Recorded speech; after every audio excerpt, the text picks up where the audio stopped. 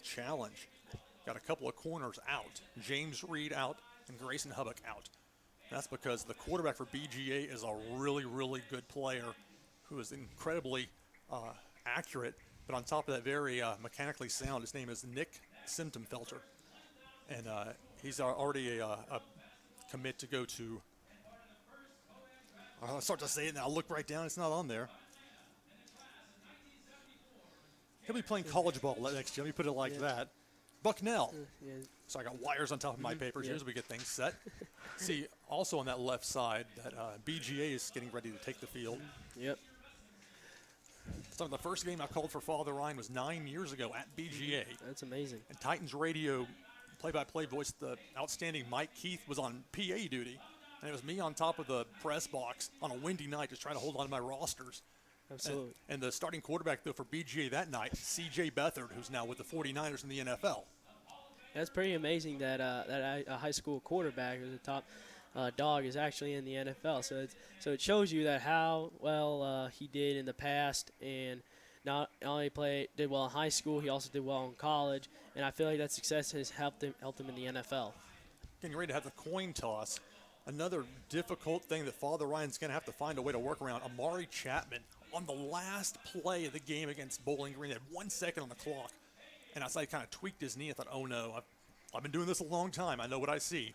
Hope it's just a sprain, but it's more than that. But Chapman, one of 4 captains tonight for Father Ryan. Absolutely. I feel like Chapman's been one of the key players for this Irish defense. And, I think it was a little bit unfortunate for Father Ryan to lose. He's been one of their best, if not their greatest player on this defense. The captains tonight, Parker Erdman, Antonio Wright, Matthew Zito, and the aforementioned Amari Chapman. Now, Father Ryan, under Coach Rector, every time they've won the coin toss, they've deferred. This past Saturday, Bowling Green won the toss. They deferred, so Father Ryan started the offense. So a little different the way Father Ryan would have liked it. Yep, absolutely. So waiting for this coin toss in midfield. And again, BGA, they play at the Division II AA level. They've only got, I think, roughly 350 students. So certainly an advantage, which is kind of rare for Father Ryan to be playing against a school with a smaller student population, just the reality of it. But this is a BGA team that played for the state title last year, lost to CPA, and the champion, a really good CPA team that also beat Ensworth last year. This was not, just some second-level squad out there. Right, it's actually kind of rare in today's game if you're involved, high school ball, that you see less players on the away team than you do on the home team. So let's see if this will give Father Ryan a chance, and I know they're going to have a shot to win this game. Wow, so this is a change of pace. Father Ryan wins the coin toss, and as far as I can remember, I've been to all the games or watched them all. Coach Rector, every time he's had that opportunity, has gone defense, deferring to the second half, so a little bit of a switch here. Yeah, absolutely. I feel like he has more trust in his quarterback, DC Tabscott, number 7, because he played well, like I said, last week. So I feel like that Coach Rector and Coach Brett Tavu, the offensive coordinator and QB's coach, also has faith in him too. So, so I feel like that he has confidence in him, and he's like their best chance. And I'll tell you, Coach Tavu, I know, put a lot of time in. That's something that we wait for both teams to take the field here. Then when they cut off mid-sentence and have, I'm not sure which team's coming out first. You would think the road team, Battleground Academy, would, the Wildcats. Yeah, well, it looks like they're about to go at the same time, it feels like. So let's see if they don't have any collisions over here. Well, hopefully they'll be able to find their way to their respective sidelines. Absolutely. The Father Ryan sideline is toward the press box. The BJ sideline is close to the parking lot.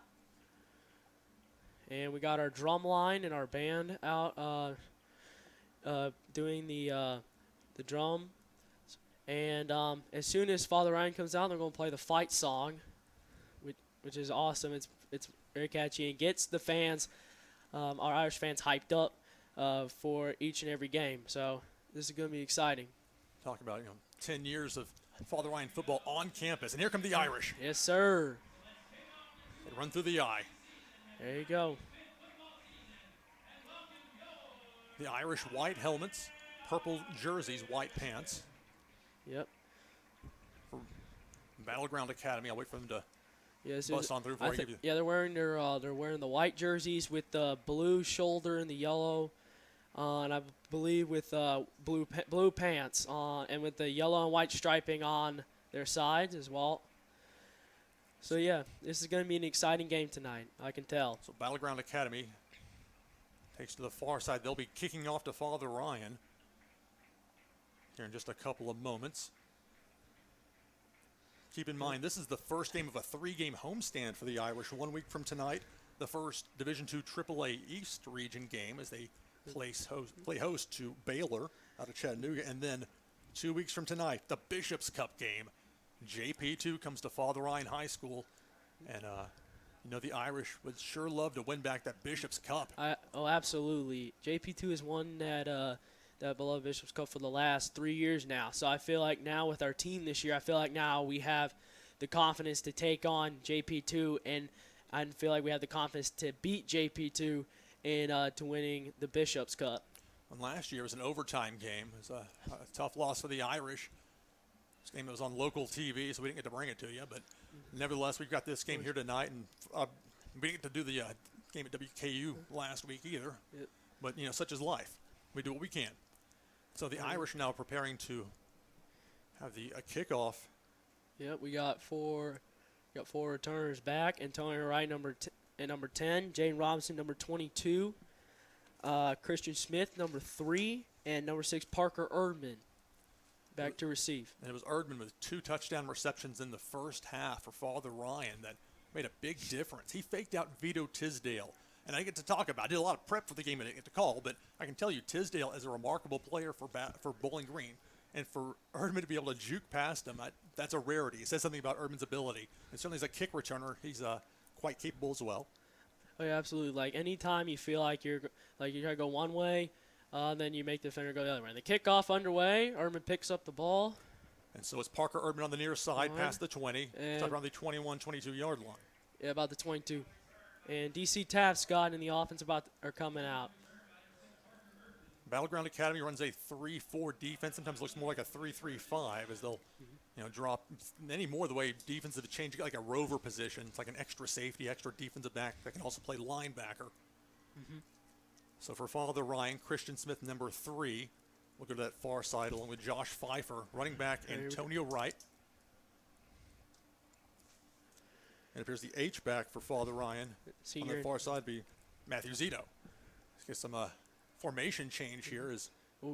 Sending the guys in motion. Got Beacon to this near side to help block on 1st and 10. The handoff, Antonio Wright cuts through. Nice cut. It'll be close to a first down. Gain of 8. That was a nice play by Antonio Wright, seeing the defenders shifting to his left, so he was able to shift over to his right. And was able to pick up a nice gain of 8 yards for 2nd and short. So let's say 2nd and 2, ball on the near hash, right at the 30-yard line, the nose of the ball. Just underway, 11:29 to go first quarter. No score, Father Ryan and BGA. Pfeiffer will be a receiver on that far side. 2-receiver look. The Irish on the 2nd and 2. Here we go. Looks like another handoff. Be a handoff. Antonio Wright's got the first down. Gets past the 35.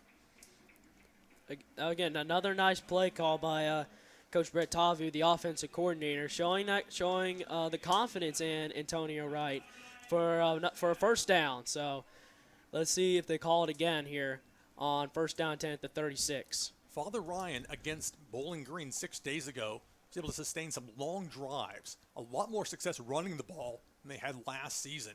So with the ball at the 36-yard line, 1st and 10, be a handoff to Robinson. Jaden Robinson, the sophomore, gets stood up. Looks like no gain on the play. Well, I don't know. He had some second effort making it past the 40. Oh, yeah, they're rolling in a 1-yard gain, so 2nd and 9. Robinson's listed as 5'10", 204, kept his legs churning. Yeah, that's what I feel like what all coaches teach players to do is keep those legs moving, because you never know that it will help you not only gain some yardage while players are on you, but enough to break some tackles and have enough for a first down. 10:20 to go first quarter, no score. Opening drive, Father Ryan won the coin toss, elected to receive. Dylan Timmons into the game for Zito as a presumed blocker here on this 2nd and 10. Fake handoff. Fake. Tapscott throws far Oh, side, nice catch. complete. A 4 or 5 yard gain. Dylan Timmons on the reception. And it'll be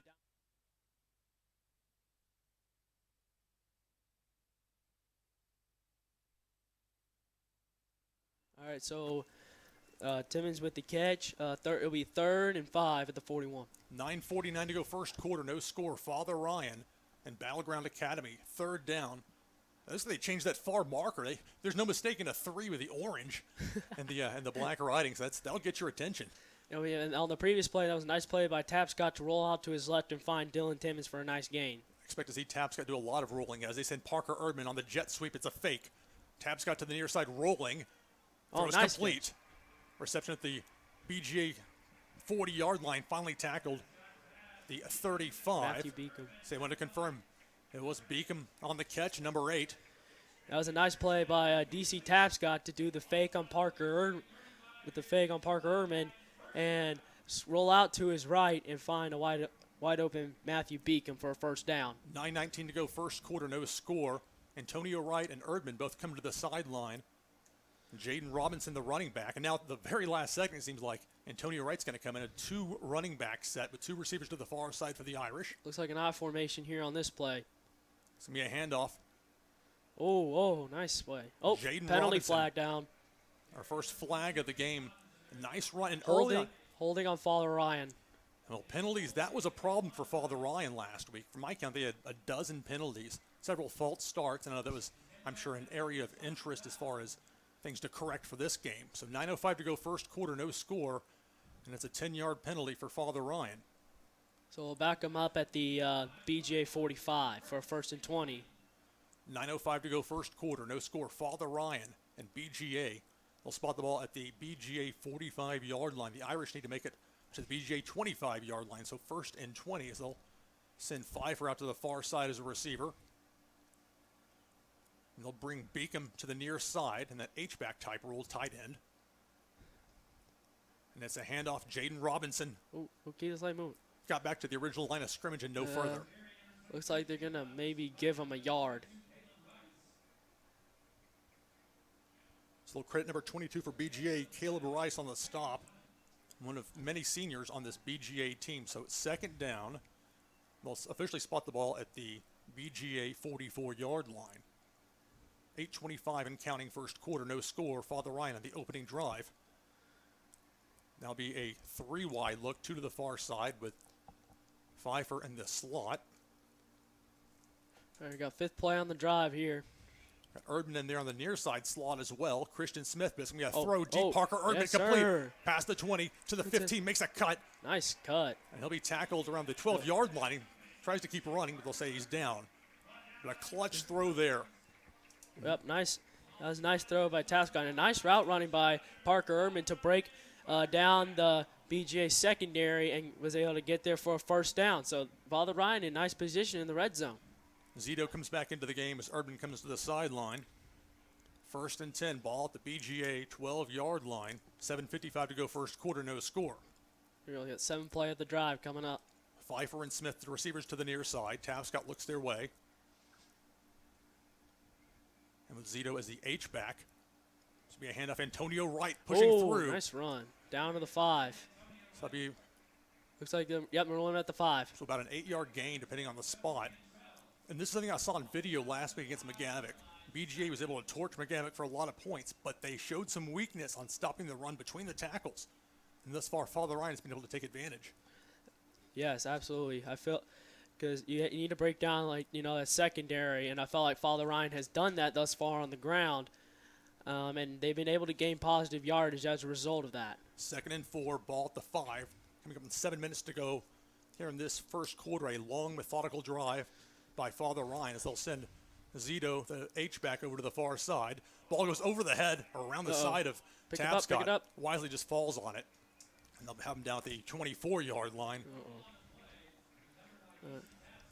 That's the downside of when you run the shotgun. You see that so much anymore. Is if there's trouble with that snap, it can go a long way back. So it'll be at the 22-yard line. So 3rd down, ball spot at the 22-yard line. They need to make it to between the 2 and 3 to the Irish. Yep.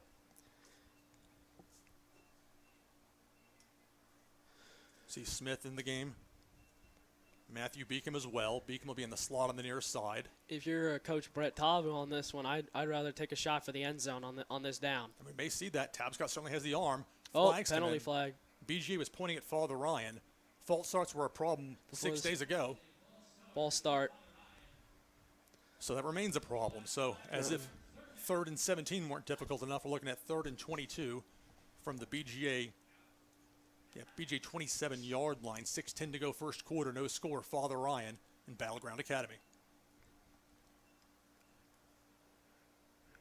But I think one of the keys to the game for Father Ryan would be Tabscott against those very talented defensive backs for BGA. Certainly what we think would be a passing down here. 4 receivers, 2 on either side for the Irish. Tabscott under pressure, throws high, intercepted. Intercepted at the 25-yard line past the 30. And that was Briston Bennett. Bennett is a senior, 5'11". And so we do have a flag, however. Oh, there's a flag on the play. We do have a flag, however, so hold everything. Right now, the offense, I think, is remaining right now on the field, I think. Unsportsmanlike conduct on the defense. Well, the question would be, is that a post-possession penalty? No, hold up. It's still their ball, though. So I think it was after. So this was after the play. Yeah. So it's going to back them up 15 yards. That's a post-possession penalty when there's a turnover, and then after the play, somebody perhaps says something untoward. 5:42 to go first quarter. Father Ryan 0, BGA 0, and the Wildcats getting ready for their first offense, or the first offensive drive of this game. Nick Simptonfelter, very talented quarterback. And I'll tell you a player to watch out for. Garnett Hollis Jr., number 13. He plays both sides of the ball. He'll be lined up on this near side as one of 3 receivers, actually 4 receivers. BGA runs almost exclusively out of the 4-receiver set with the occasional 3-receiver in H-back look, but that's much more uncommon than you see with Father Ryan. Some conversation between one of BGA's players and the officials, Caleb Say. He's the running back standing to the right.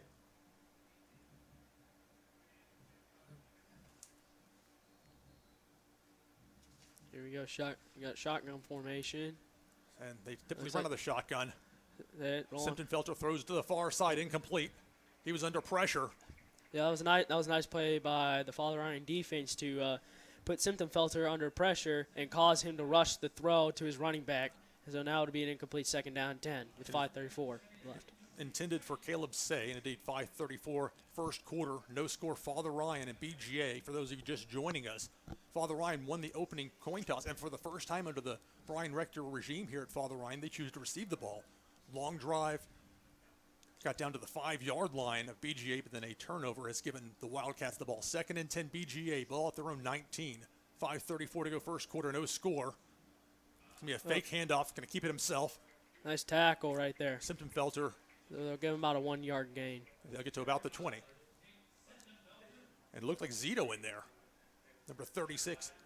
Yeah, it was a nice play by the Father Ryan defense again to collapse collapse the running gap in order to stop him for not much of a gain. So that was a nice play called by Coach Wade Privet, the defensive coordinator. Well, let's say Cole Becker on the stop. He's a sophomore playing linebacker. This is a Father Ryan team that had a lot of youth at linebacker last year, took its lumps, but the upside is you got now some linebackers with more experience than you typically get at this point. So let's go 3rd and 9, 4:49 to go first quarter, no score. Father Ryan and BGA. BGA with the ball at their own 20. They got to get to the 29. Oh, under here he pressure. comes. Under pressure, Zito has him. Tries to throw it forward. It hits the ground. Incomplete. Nice. That was nice pressure right there by Matthew Zito, number 36, to put pressure on Simptonfelter and cause him to throw it away. So that was a nice play by the Irish and forced a 3-and-out on BGA. And that was something McGavick had a tough time with 1 week ago from what I was able to find online. The game wasn't broadcast, but I had my ways of finding things. So now it's going to be the first punt of the game for either side. And also, not to mention, last week, Cole Becker in that win over Bowling Green High School, he was named Defensive Player of the Game. So he's done well thus far. We got a timeout taken by Father Ryan. It'll be the first timeout for the Irish. Neither team has taken a timeout. 4:32 to go first quarter. Take a quick break here. You're listening to Father Ryan Football on ATW Sportscast.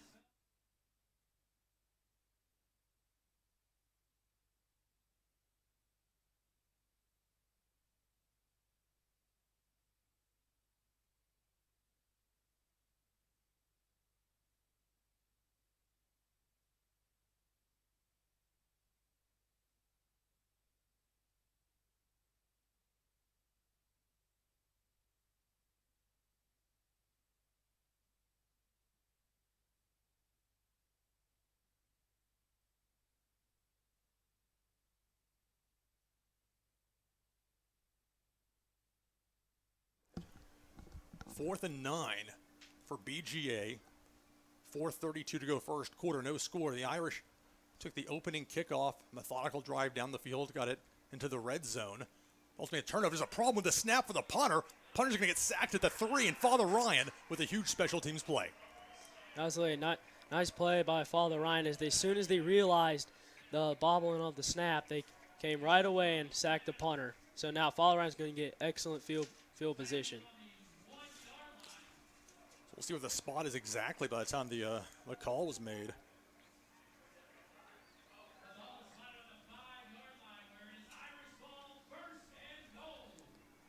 Didn't get a good look at the Father Ryan player that made the tackle. It was just a problem with the snap for the punter for BGA. I thought I saw 44, which would be Aiden Nelson, who's a freshman, so don't quote me on that. Just calling it live here. Now, Father Ryan with a chance to strike first. 4:26 to go first quarter. No score. Irish and the Wildcats. Father Ryan with the ball, looks like at the 5-yard line. I formation. 2 blockers for Antonio Wright, churning his legs. They'll get maybe a 2 or 3 yard gain. Wright has shown improved strength from last season as far as being able to cut through and avoid getting tackled on first contact. Yeah, absolutely. He has shown us that so far today by having the ability to power through the legs, especially through this tough BGA defense. Linebacker Kalen Say on the stop for BGA. 2nd and goal Irish from the 3. 3:57 to go first quarter, no score, but the Irish are knocking on the door. And again, it's that triple running back look behind. Tapscott under center, be another handoff. Antonio Wright bounces to the outside, is into the end zone. Touchdown Irish. That was a nice play by Antonio Wright. For not seeing the first option there, he was able to bounce back to the outside and get in there for 6 points. So Father Ryan, after getting that opening kickoff, driving down the turnover, forced a 3 and out, and then a special teams blunder by BGA set the Irish up for 1st and goal from the 5, and ultimately, as the Irish looked at a possible 2-point conversion try here, opted not to, and that'll set up Zach Wesnowski to try the extra point. Wesnowski hit the game-winning field goal for the Irish 6 days ago. Extra point, spinning up and through. So 3:41 to go first quarter. It's Father Ryan 7, BGA 0. We can keep it here to talk about what we've just seen. For Father Ryan, this is the start. You have to think the Irish won it. This is a good BGA team they're taking on tonight. There are no easy games on this Irish schedule. Well, absolutely, and I agree with you, Mr. Lou, that Father Ryan has played well not only on defense but also on offense. And despite the turnover, Father Ryan's offense looked better on that drive. I agree with what you said as far as Antonio Wright and his ability to see the hole just wasn't there. BGA did a good job of clogging it up, and Wright had the field presence to be able to see he could kick it to the near side. Got into the end zone. The extra point makes it 7-0 Father Ryan. 3:41 to go first quarter. Now Wesnowski will set the ball on the tee at the 40-yard line and prepare to kick off.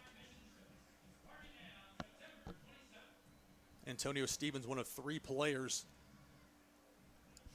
deep for BGA.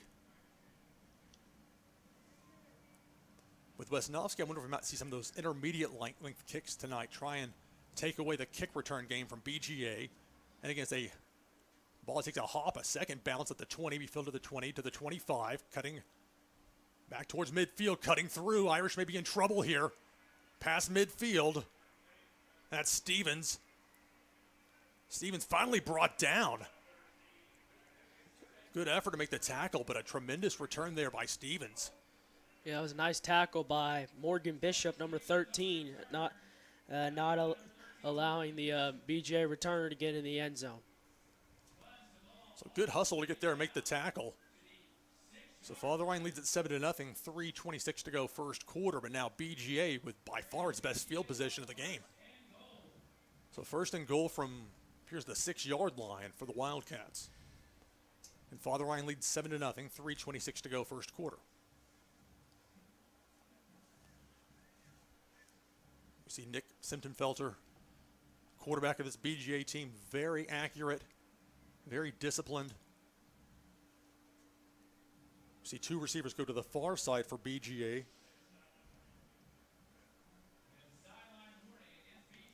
So BGA with a sideline warning, no penalty for that, but if there's a second warning, it will be. 3:26 to go first quarter. Father Ryan 7, BGA nothing. And after some sort of a delay to get everything set up, here we go. One receiver this far near side. Be a pass complete at the 5, into the end zone, touchdown BGA.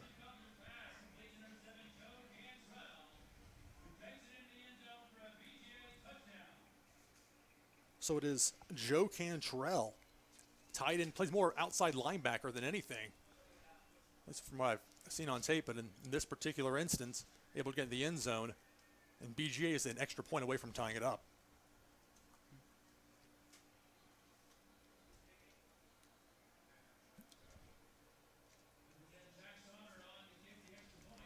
There's number 10, Sauter, rather reliable kicker for this BGA team.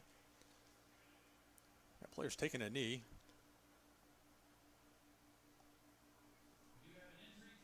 So we'll have an injury timeout on the field. We'll take a quick break. 3:19 to go first quarter. Father Ryan 7, BGA 6. This is Father Ryan Football on ATW Sportscast.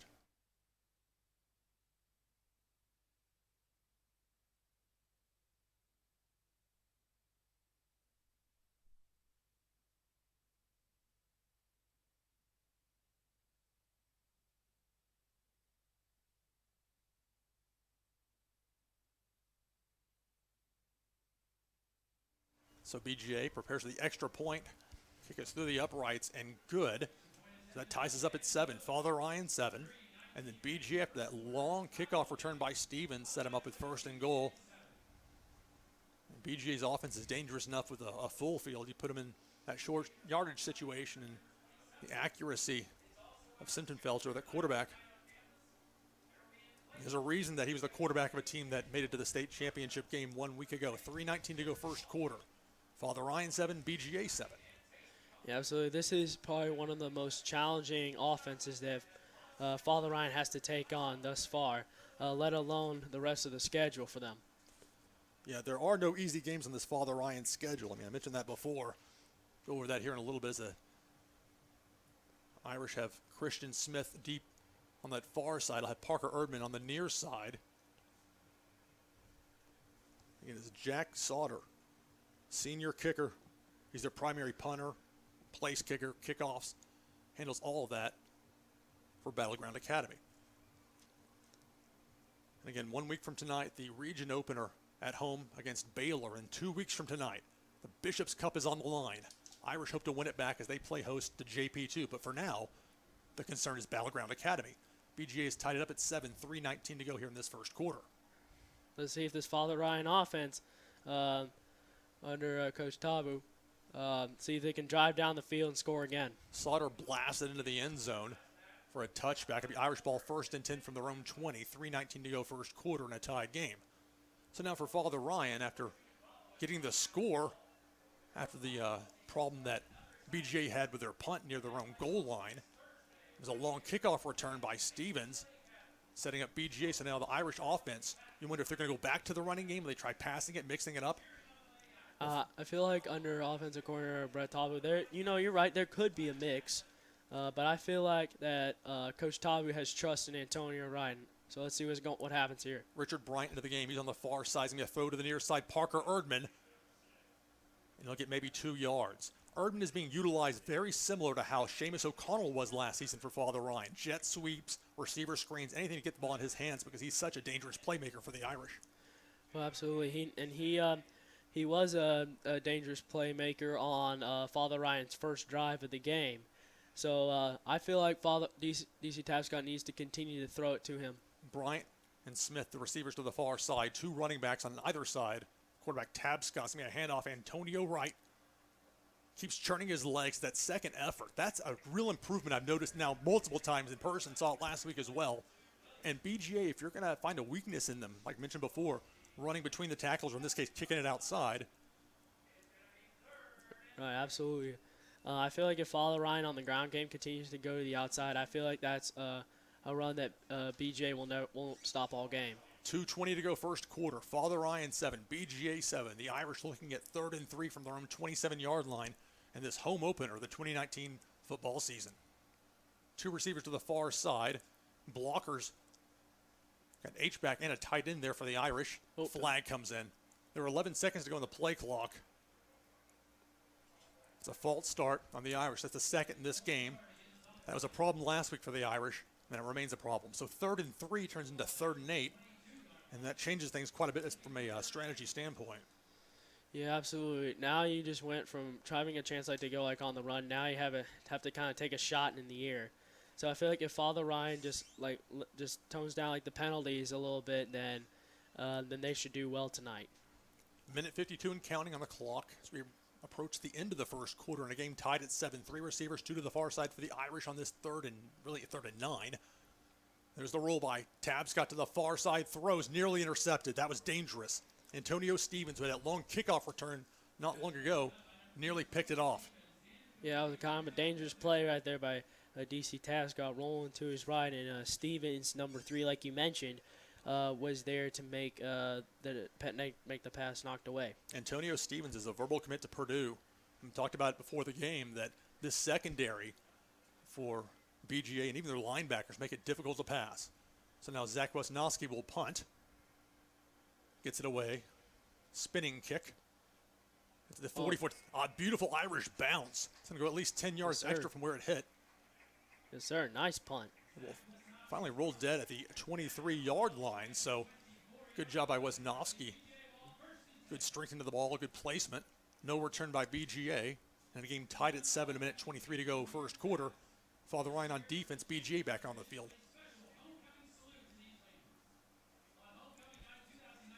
But again, BGA against McGavick, they were able to throw the ball almost with impunity. I'm sure Father Ryan has a plan in place. I mean, Jordan Dingle last week, who's an incredible tight end for Bowling Green, they managed to neutralize him about as much as you could possibly hope. A couple of pass interference penalties, but it was almost strategic. I mean, it's 1st and goal from the 8, and you pass interference. It's not an automatic first down. But in this case, it's going to be 1st and 10 BGA, a minute 23 to go first quarter. The referee's going to move the ball. Had a spot at the 25. Instead, they'll move to the 23. So 2 yards back for BGA. That's where we'll start 1st and 10, minute 23 to go first quarter in a tie game. Erdman's the cornerback on this near side. Both teams play several players on both sides of the ball. Throw to the near side, complete. About a 7 or 8 yard gain. It was Ben Marchetti on the stop. Yeah, nice play by Marchetti, like you said, wrapping him around the legs, like the little shoe tackle type. And it was a nice play by him to not allow running back to get any more yards on that play. Joe Cantrell, I didn't even have him on my list here as far as on the offense. He's such a key player on this defense for BGA, but he's had a couple of receptions thus far. 4 receivers, 49 seconds and counting first quarter, game tied at 7. 2nd and 2 from the 31. Send a blitz. Go to that far side, try and beat the blitz. It's a first down for BGA. The Wildcats convert on 2nd and short. And it was Bennett on the reception. And Marchetti again with a stop. Twice now on this drive that Marchetti has made the tackle for Father Ryan. 37 seconds as the clock stops temporarily to move the chains. And now they'll wind it. It's almost simultaneous, the game clock and the play clock. It looks. I'm not sure if this is a situation where BGA is going to let the time run out. They don't seem to be in any hurry to get to the line. No, it looks pretty even. I think it's about a quarter of a second faster for the play clock, but by rule with that, the official has to look up and see it and then, throw the flag if it's a delay. So I imagine this is going to be the end of the first quarter. And it is. So Father Ryan on this sideline, I think, would have liked a penalty, did not get one. So exciting first quarter. After one, your score, Father Ryan 7, Battleground Academy 7. We'll be right back with the second quarter of this game right after this.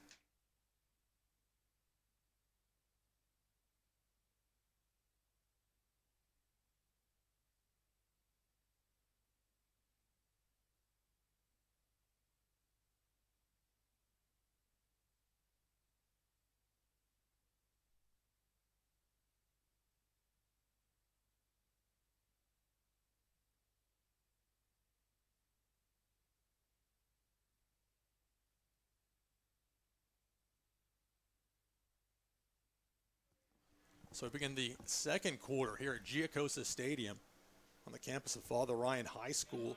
I'm Lou Pickney, and from behind the crest, Tyler Fernandez. First game working together, and for the Irish, got the score to go up 7-0, the long kick return. BGA ties it up, and now here we are in the second quarter, starting things off with the game tied. Yeah, so far this has been an exciting game thus far for both teams, actually. But Father Ryan has done a nice job establishing the run game with Antonio Wright and Jaden Robinson. There's the quarterback for BGA, Simptonfelter. Just the excellent execution out there.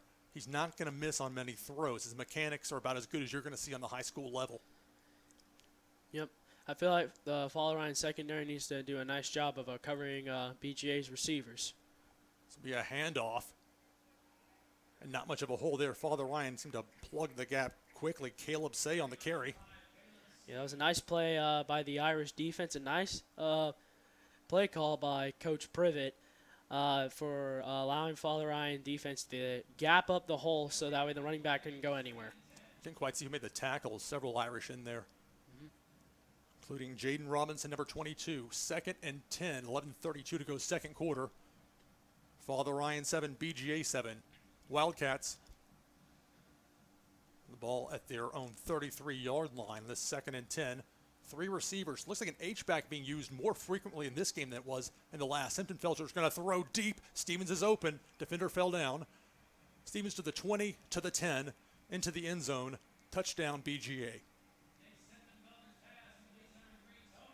That was a nice play by Simptonfelter, realizing that the cornerback fell down, and he was able to be aware of it and found the wide open Stevens for the touchdown.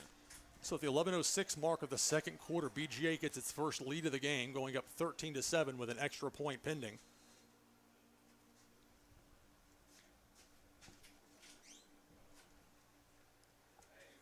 There's Jack Sauter, the kicker.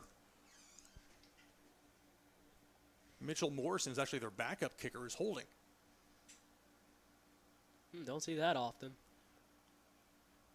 Yeah, it's unusual.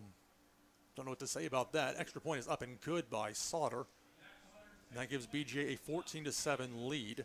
A reminder, Father Ryan won the opening coin toss, chose to receive. Surprised me, because that's not typically the MO, but Father Ryan clearly with a game plan to get out there. And they had a long, very strong drive that finally ended. They ran into some penalty issues and then an interception. 2 touchdown passes thus far for BGA. Simptonfelter, he's not going to miss that many throws, and Stevens is such a dangerous talent. And he wasn't even the one that had the big game. It was Hollis, number 13, last week that had the real big game. Yeah, right now, if you're Father Ryan, this is probably a big drive for you guys, for them if they want to stay in this game. So I feel like that I feel like they have a shot for a touchdown and possibly tie this game up. Christian Smith, the return man on the near side to the far side, Parker Erdman. Jack Sauter, who just hit the extra point for BGA, will now kick off. Saw his last kickoff go into the end zone for a touchback. So BGA has battled back to take the lead. There's another deep kickoff spinning. This may not make the end zone, fielded at the goal line. To the 10, past the 15 to the 20, cuts through. Nice run. There's Parker Erdman on the return. Noted Erdman on that far side, so slightly better than what a touchback would have been with the ball at the Irish 25-yard line. BGA leads Father Ryan 14-7. 11 minutes even to go here in this second quarter.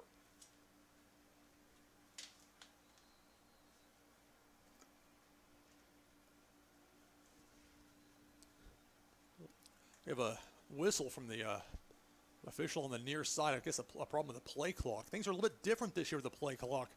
It's almost more like what the you see on higher levels like college football, NFL, where it's a 40-second clock in a lot of cases, although this after a dead ball situation, they're going to sit at 25 and the play clock will roll. Again, 11 minutes even to go second quarter. BGA 14, Father Ryan 7.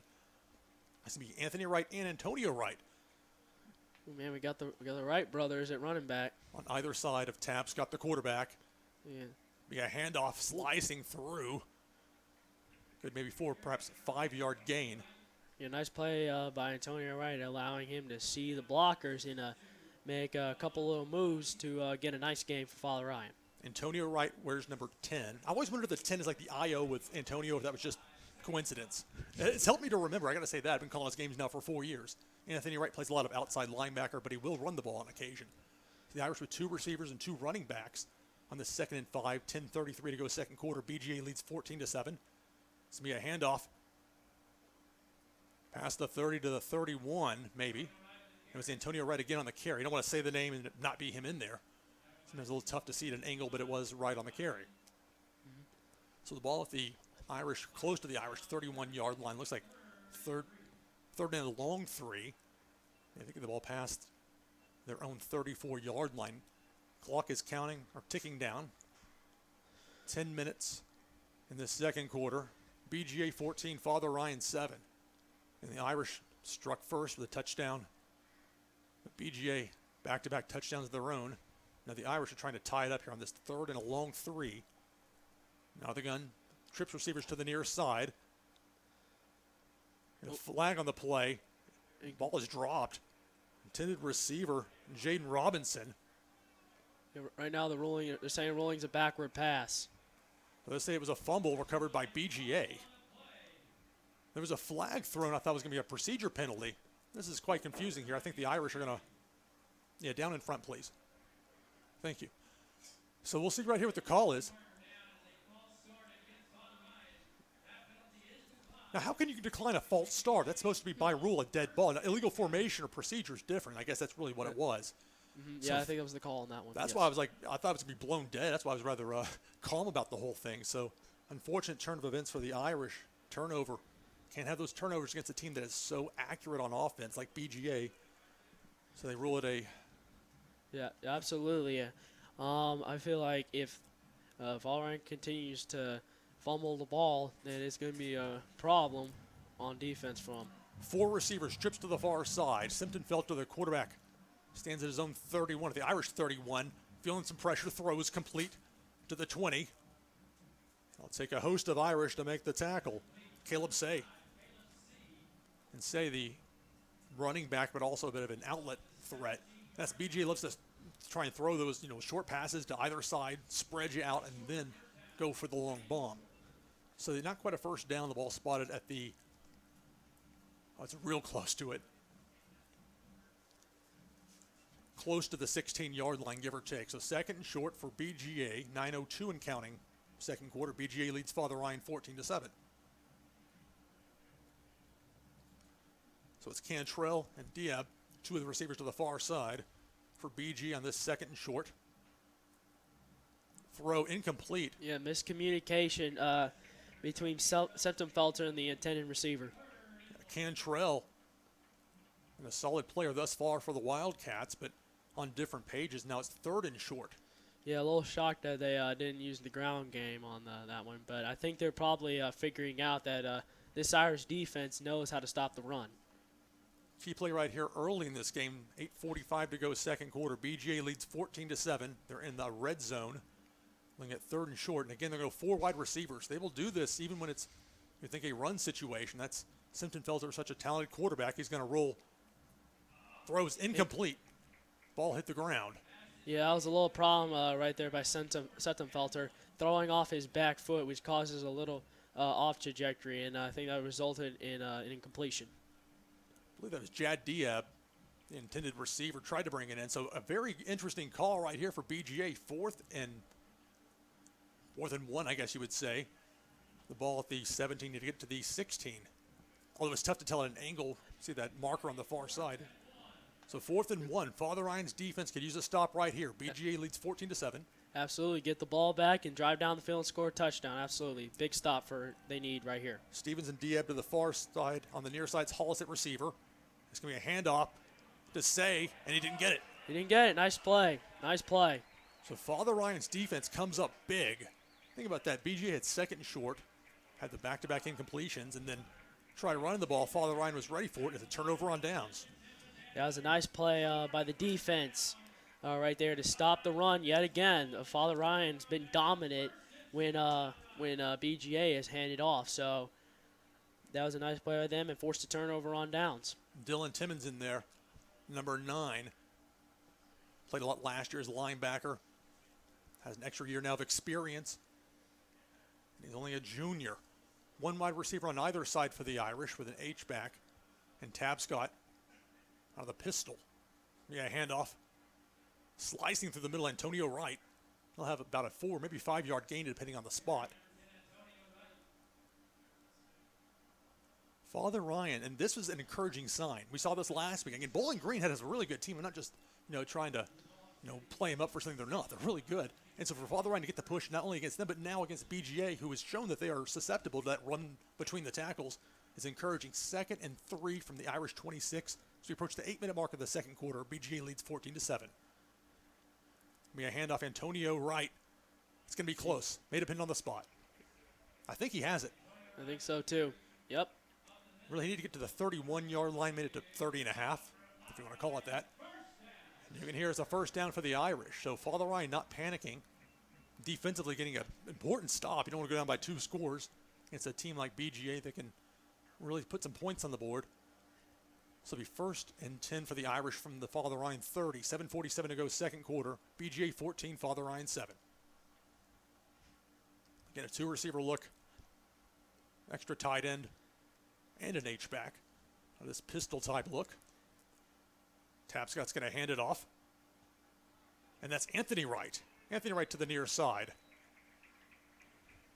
So we switch out Antonio, put Anthony in. He picks up a 9-yard gain. Yeah, nice play by Anthony Wright, number 15, to take the ball outside. And I feel like that's where one of BGA's weakness is having trouble covering the run when the running backs get outside. So right now, the runs and play calls by offensive coordinator Coach Brett Tavu has been working for him.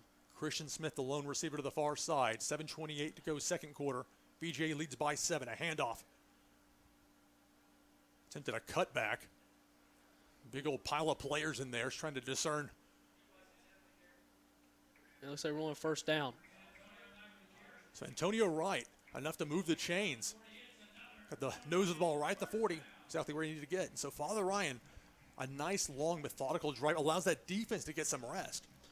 Absolutely. I feel like resting your defense is very important because they'll be fresh the longer the drive takes. And I feel like the longer the drive takes for the offense, the more grueling and tiring it is for the BGA defense. Beacom comes to the sideline, replaced by Matthew Zito in this 1st and 10. Less than 7 minutes to go, second quarter.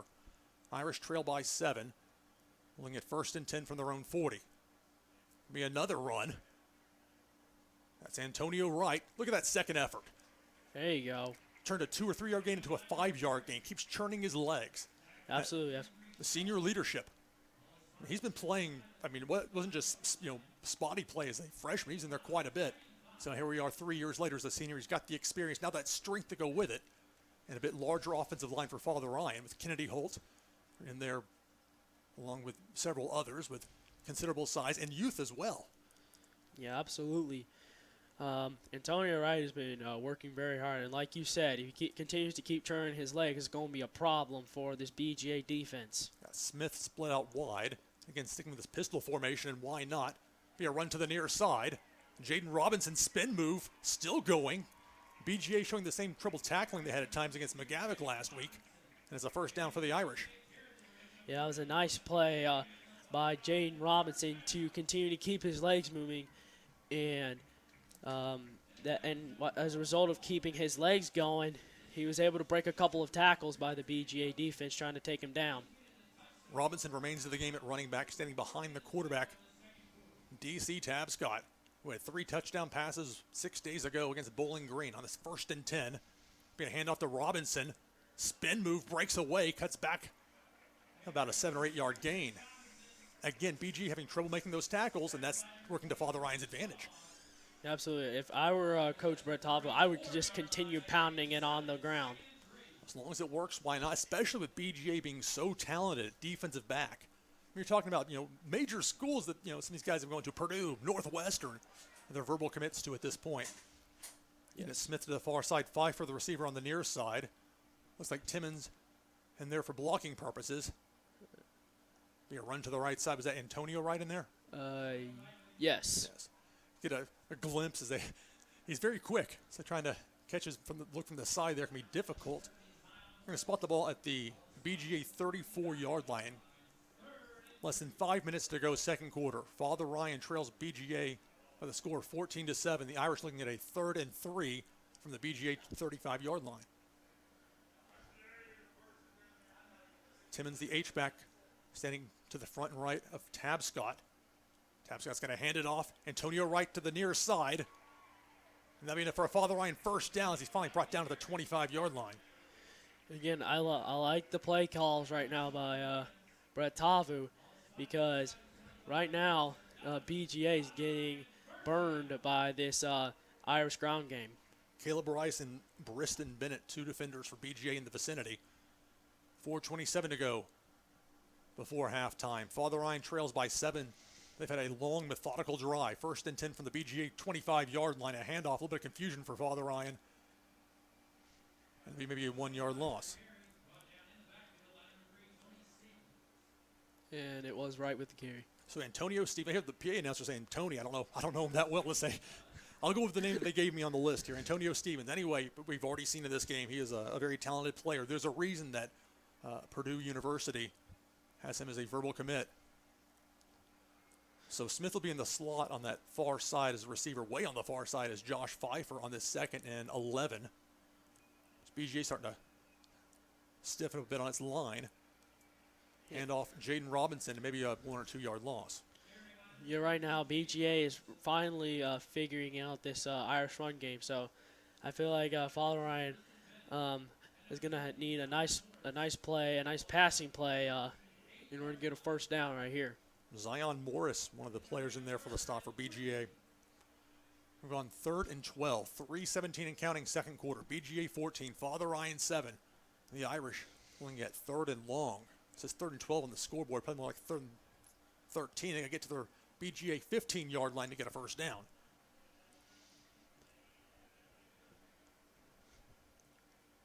Parker Peterson in the game in the slot. Tabscott's going to throw deep, looking for Parker Erdman, and it falls incomplete. Good coverage by Sean Williams, the defensive back for BGA. I mean, that was a nice idea by DC Tabscott, trying to go deep for his intended receiver Erdman. Just wasn't there. And look at this, Father Ryan. This is almost like a no man's land here. I'm not sure what they feel Wesnowski's range is. From here, this would be a 43. Yeah. Not to jump you on that. That's just I was doing the math in my head. So Father Ryan lines up to go for it.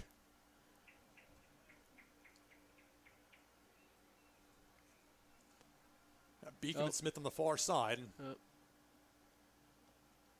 Timeout BGA. That's their first timeout. Father Ryan used one earlier, so both teams with 2 timeouts remaining. So Father Ryan looking at 4th and 13. They have to get the ball to the BGA 15-yard line or get a penalty by BGA to either get a first down or at least get another shot at it.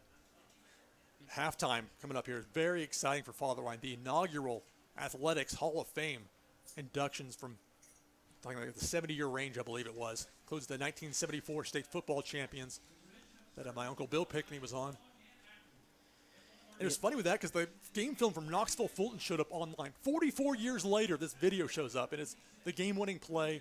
Or they tied it up with the, toss left, bootleg right, I was told. the play, and it was a wide open receiver, the extra point. Put Father Ryan up 29-28, and that was the final score as Father Ryan captured the AAA 1974 state championship. Yeah, absolutely. And one of those players was Tommy Bateman, graduating class of 1975, who helped lead the Irish to a 1974 state championship. It's interesting, they played Knox Fulton in the championship game, but my Uncle Bill told me the toughest game was the Maplewood game in the quarterfinals. I guess it went to overtime. He said that was actually the tougher of them, but, it's if you want to win the state championship, you got to face some tough competition. So on 4th and 13, 2:50 to go second quarter, Father Ryan trailing 14-7. The Irish line up to go for it. Again, they have to get to the BGA 15-yard line. Pfeiffer goes in motion. Tabscott has time, throws, a bit high. Incomplete. So it was intended for Parker Erdman, and again, it was a good job by Sean Williams to be there almost blanketing him. The turnover on downs. BGA leading 14-7, 2:44 to go. Second quarter will start. 1st and 10 from its own, I guess I'll say 28-yard line. Yes. And also, not to mention, like you said, the Hall of Fame. Also at halftime, there's also another great. He was one of Tennessee's greatest football players to ever play the game. Joe Flip Bates from the class of 1956. He was an amazing player. He won NIL MVP in back-to-back seasons in both 1954 and 1955, and was an All-American his junior year. 2:44 to go second quarter. BGA leads 14-7. 1st and 10 with 4 receivers. Throw to that far side, complete. Maybe a 2 or 3 yard gain, if that. And that quick release by Simptonfelter.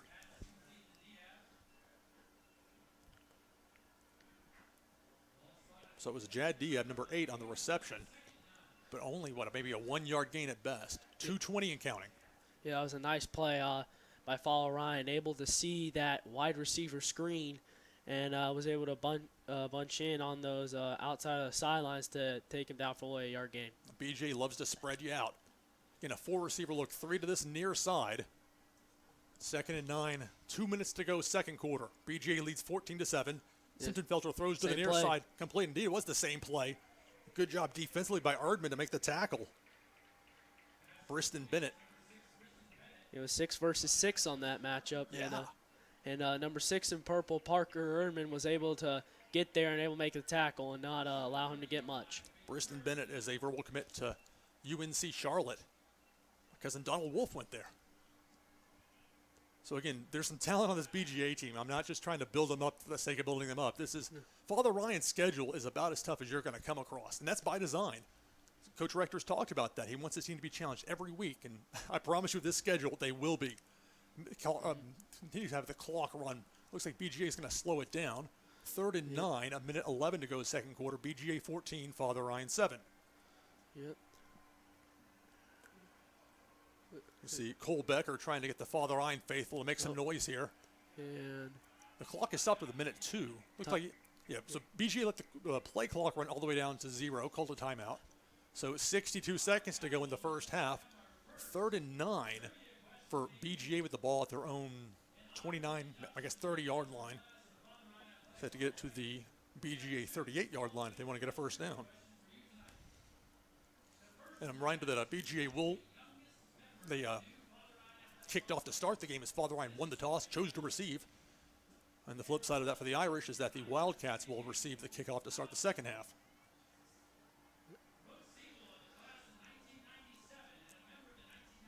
PA announcer talking about some of the various people that have gone to the Hall of Fame. Brooks Siebel, 2 years behind me. Phenomenal, absolutely phenomenal softball player. Good person, too, I might add. So a minute 2 to go second quarter. BGA 14, Father Ryan 7. Both teams with, or I should say, Father Ryan with 2 timeouts remaining, BGA just 1. And remember that when BGA had to punt before, there was trouble with it. Irish got the ball in the red zone, actually like the 5-yard line for BGA, and that ended up playing a role for Father Ryan's lone touchdown thus far. So 3rd and 9, a minute 2 to go second quarter. Simptonfelter, the quarterback. This is very important right here for this Irish defense to force an incompletion so they get the ball back with enough time to drive down the field. It's going to be a jet sweep. And Father Ryan sniffed it out. It's going to be a tackle for loss. Garnett Hollis is not easy to bring down, I can assure you. I saw the McGavick film last week. They had trouble with it. Irish got it down there. So Anthony Wright actually went in motion, linebacker. It's a tall order for a linebacker if you got to try and corral Hollis. So Father Ryan, well, the clock has stopped. I imagine Father Ryan took a timeout. Yes, yes. So it'll be 4th and 13 for BGA. 57 seconds to go second quarter. BGA 14, Father Ryan 7. And what has been a very competitive matchup here at Giacosa Stadium. Man, I love exciting games, and this is probably one of them right here. Well, we expected there to be some fireworks just knowing the abilities of both quarterbacks. And I think for Tabscott, you don't want to test these defensive backs deep if you can help it. I mean, Erdman's got that desert speed he's been able to utilize so well, but this is a BGA team with a really good secondary. But on the flip side, we've seen BGA have some trouble stopping the run. And so Father Ryan, you think at halftime they're going to make some adjustments possibly, but by and large, the running game's been good. It's just a matter of pick your poison as far as which defensive back do you want to target, knowing that it could end up being a challenging situation. Yeah, absolutely. So Jack Souter will punt the ball for BGA. Parker Erdman, the junior, standing heels on the 42-yard line of the Irish. 57 seconds to go. Trouble again with a snap. Oh. He gets the punt away, but he was down. He was down. Yes. So another special teams blunder by BGA. Yep. Rolling him down. Wow, he took a knee as he was trying to pick the ball up. Again, had trouble with the snap. And it looks like. So here the PA announcers saying inside the 15-yard line. 53 seconds. Father Ryan with 2 timeouts. That's actually one. Yes. Sorry. That was the second time this game that BGA has had trouble with the snap, and Father Ryan was able to take advantage of it and allow him to have great field position. Remember in the previous play, they had the ball, I believe, at the 5-yard line, and they were taking him for a touchdown. So let's see if they're going to have a repeat of that play from the first quarter. Make note that Zach Smith's in the game for Father Ryan. Offensive lineman, he'd been injured coming into the season. Coach Rector said it'd be a major part, him coming back and giving him a boost. And thus far, the running game, it seems to be. So 53 seconds, 1st and 10, ball at the 13-yard line. It's going to be a handoff. Antonio Wright tries to cut to the outside, slicing through. Maybe about a 7 or 8 yard gain. The clock runs 44 seconds. Irish with only 1 timeout remaining. And that was another nice play by Antonio Wright. And again, another missed tackle by BGA. So that allowed Wright to get to the outside and get a little bit more extra yards. Hollis on the stop for the Wildcats. 30 seconds and counting. 2nd and 3. Antonio Wright pushing through that second effort. I think he'll have the first down. It's tough to tell from either end zone from this angle. Yeah, I think he got it. So they will stop the clock temporarily. 20 seconds to go in the half. Irish trying to move quick. See Father Ryan making substitutions. Parker Peterson, number 94, into the game, along with Matthew Zito. We have a whistle. Timeout. So Father Ryan takes a timeout. With 12 seconds to go, that's the 3rd and final timeout of the first half for the Irish. BGA 14, Father Ryan 7. 12 seconds to go, second quarter. And it's 1st and goal without any timeouts. So it will be interesting to see what Father Ryan comes up with here. Yeah, I feel like this is going to be a big. There's going to be a big play right here because there's only like 12 seconds left. You don't have any timeouts, so I feel like Father Ryan's got to come up with something nice and creative and able to fool the BGA defense. I wonder if we'll see the bootleg to one side and the throwback. That was a 2-point attempt that was efforted by Father Ryan 6 days ago. It ended up being pass interference on Bowling Green, and Father Ryan ended up getting it half the distance and able to punch it in there to, at that point, tie the game up. And talking about the poise that Tabscott has at quarterback, remember they were down 8 in the third, really in the fourth quarter by the time the touchdown came around, but did not look at all rattled in there. But yeah. Go ahead. Yeah, exactly. I feel like Tabscott has shown toughness through the first 2 weeks, and this is going to be an amazing drive for Father Ryan right here because they have excellent field position. Now, granted, they do have 12 seconds left. They're going to line it up as if they're going to have Tabscott under center, the 3 running backs behind him. It's a fake. Throwing to the back of the end zone. Touchdown, Irish. That was a nice play call right there by Coach Bretavu. That was Matthew Beacom.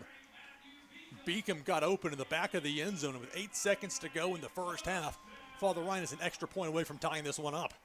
That was a nice play by Tavscott to fake the play action to Antonio Wright, which pretty much fooled the BGA defense and allowed Beacom to be wide open in the back of the end zone. Here's Wesnowski to try the extra point. Kick is up, it's a line drive, but it's good. So 8 seconds to go first half. Father Ryan 14, BGA 14.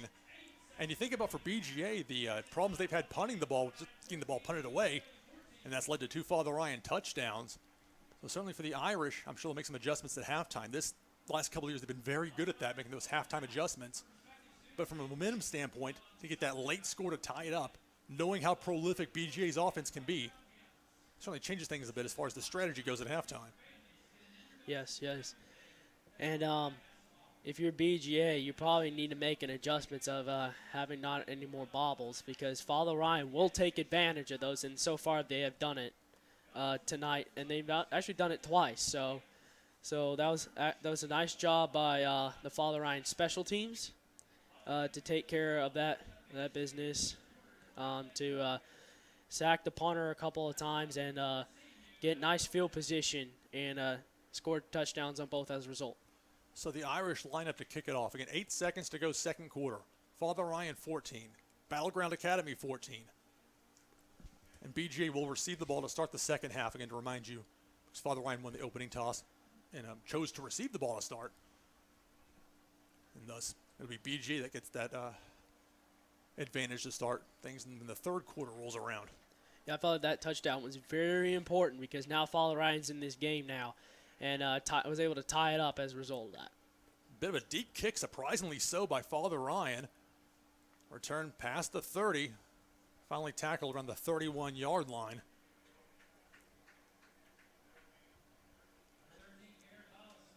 It was Garrett Halls Jr. on the return. And again, what he did last week against McGavick, it was running like Randy Moss, not as big as Randy Moss, but like his Marshall highlights from back in the day. So Father Ryan has done a good job of containing him thus far, but looking at 14 all, you figure BG will take a knee here in all likelihood. They could throw it deep. Father Ryan's got 4 defenders back inside their own 25-yard line, so. And they're going to try and take a shot at it. Yeah, it looks like they're going to try to take a shot and maybe play the lateral game. It's highly risky, though, if they end up doing that. It's going to be a flag. So we have a false start. There are 18 seconds on the play clock. That was the point I was making earlier, where they said it was a false start and Father Ryan on the fumble that ruled the lateral. You know, that's where if it's a false start, you blow it dead. But formation or procedure penalty, a little different. So if they blow it dead, just moves them back 5 more yards. Ball now at the BGA 26-yard line. 2 seconds to go first half, and a game tied at 14. Yeah, looks like he's going shotgun formation. Looks like he's going to try to take that deep shot again. Well, he's got the arm to get there. Was a false start there? I think it was. Nope. Yeah, false. Oh, maybe he just took a knee. Whatever the case, that gets us to halftime. Yes. Your score, Father Ryan High School 14, Battleground Academy 14. BGA will receive the ball to start the second half. We'll take a break, have the halftime festivities here at Giacosa Stadium, and we'll see you on the other side for the second half of this Father Ryan football broadcast. Man, what a game. Indeed.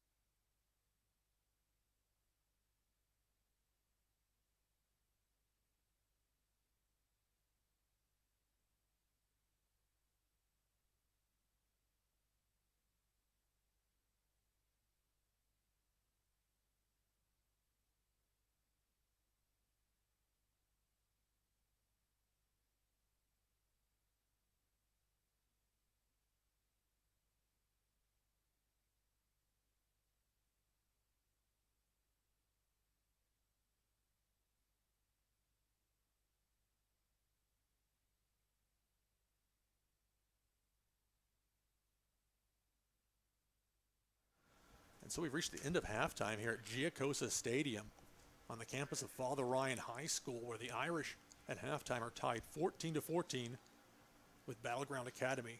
I'm Lou Pickney, and from behind the Crest, Tyler Fernandez. And Tyler, a first half for Father Ryan that back and forth with a very proficient, prolific passing attack for BGA, and being a couple of BGA issues with punting the ball, and the Irish in good field position led to a couple of Irish touchdowns, and here we are tied at the half. Yes, this is, like you said, one of the very exciting game thus far, and I feel like the credits for the first half for the Irish have to be Antonio Wright and the ground game, because they've been very valuable to them, and they were able to break down that the BJ defense. The second key, I think, has been big for Father Ryan is our special teams defense. You know, a couple of times the first half, BJ bobbled a snap, and as a result, it was 2 touchdowns for the Irish each time that happened. And of course, for Father Ryan, that second touchdown right before the half, they were out of timeout. So like 12 seconds to go, where if there had been a running play that was stopped, they had nothing. Instead, it's the touchdown to Beacom in the back of the end zone, the extra point from Wisnowski. He's 2 for 2 on extra points. Has us tied at 14. Yep. You know, those points for the first half came on a touchdown, a 2-yard rush by Antonio Wright, and then I believe a 2-yard passing touchdown to Matthew Beacom in the back in the end zone. So it's been an awesome first half, not only through the air but also on the ground for the Irish. One thing that the Irish are going to have to take into consideration here is the potential big play on a kickoff return.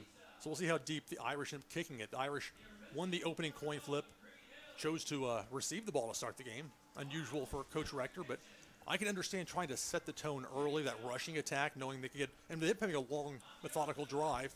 Had a couple of penalties, moved them back, and then an interception. But for Father Ryan, against a very good BGA team, the Irish take the field ready to kick off.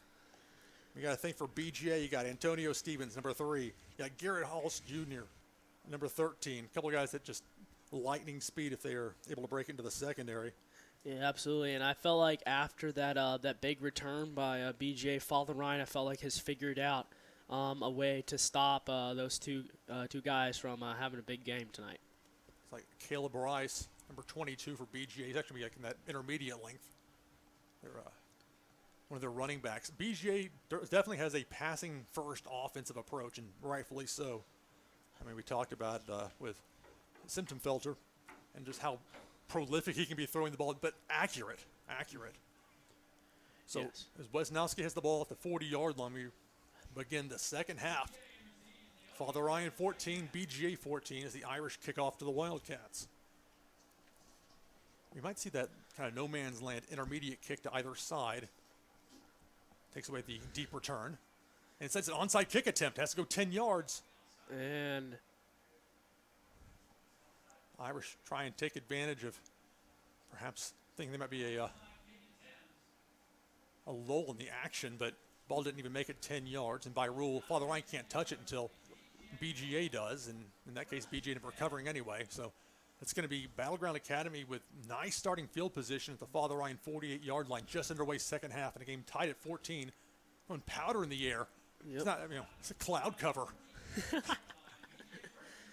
Didn't see that in the forecast. It was 86 degrees at kickoff, so a hot, muggy night here. I know in watching some of the video from several different teams from last week that cramping up was an issue. I know Bowling Green had that problem. And so it'll be 4 receivers, 3 to the far side. Simptonfelter, number 9 quarterback. Father Ryan almost as a 3-4 defense. They're going to bring in blitzing attempt from the near side. Simptonfelter airs one out. Oh, yeah. The flag comes down. It's complete. Antonio Stevens, we'll see what the call is. I think this is going to be pass interference on the offense. Well, that would change things a lot. They spotted the ball. Oh. Hold on. So 11:53 to go, third quarter. Holding. Oh, it's holding off all Ryan. So defensive holding. Well, we've seen it already. Antonio Stevens. Just a dangerous, dangerous player. And clearly BGA trying to set the tone in this second half, going out throwing deep and connecting. So it'll be 1st and 10 BGA from the Irish 18-yard line. We're tied at 14, 11:45 to go, third quarter. Yeah, it was a little interesting of Tony Stevens getting away with an offensive pass interference call. I felt like that he kind of pushed off there. Simpton-Felcher throws, touchdown BGA. Garnett Hollis Jr. on the reception. Hollis, the verbal commit to the Northwestern with a receiving touchdown, and BGA quickly out of the gates. It's 11:32 to go, third quarter. 30 seconds into this, and quickly it's a touchdown for Battleground Academy. Remember, despite Battleground making some nice plays, Father Ryan has been able to stay with it and in this game. So I'm very stoked to see what Coach Tavu has for Father Ryan on the next drive. Extra point is good by Jack Sauter. Sauter handles basically all the kicking duties for Battleground Academy. So it's 21-14. BGA leads Father Ryan. Not the start of the second half the Irish wanted, to be sure. And like you noted in that play downfield, you saw what you thought was offensive pass interference. They threw the flag for defensive holding. And, it's discretion of the referee in that case. So, although that next play was, no argument about that as Hollis managed to get separation. And again, he made McGavick look really stupid on it. Not to insult McGavick. I mean, I'd be stupid enough to try to guard him too. He's, exceptionally quick for his size. Again, there's a reason he's going to play next year in the Big Ten. Yep. So for Father Ryan, looks like Parker Erdman, number 6, deep man on the far side. Christian Smith, number 3, to return if it comes to this near side. And Sauter, who just kicked the extra point, will now kick off. And Father Ryan will have an opportunity at its first crack at things on offense to start the second half. Booming kick. Goes into the end zone, touchback. It's a wise decision there. Let that ball go ahead and seal on in by Parker Erdman. He's dangerous when he gets the ball, but in that case, letting it go in for the automatic touchback. By rule, if the ball crosses the goal line plane, it's a touchback. So it's BGA 21, Father Ryan 14, 11 minutes, 32 seconds to go, third quarter. Here comes DC Tabscott in the Irish offense. It's like Josh Pfeiffer, number 2, on the near side. On that far side of receiver, number 3, Christian Smith. Matthew Zito, the H-back.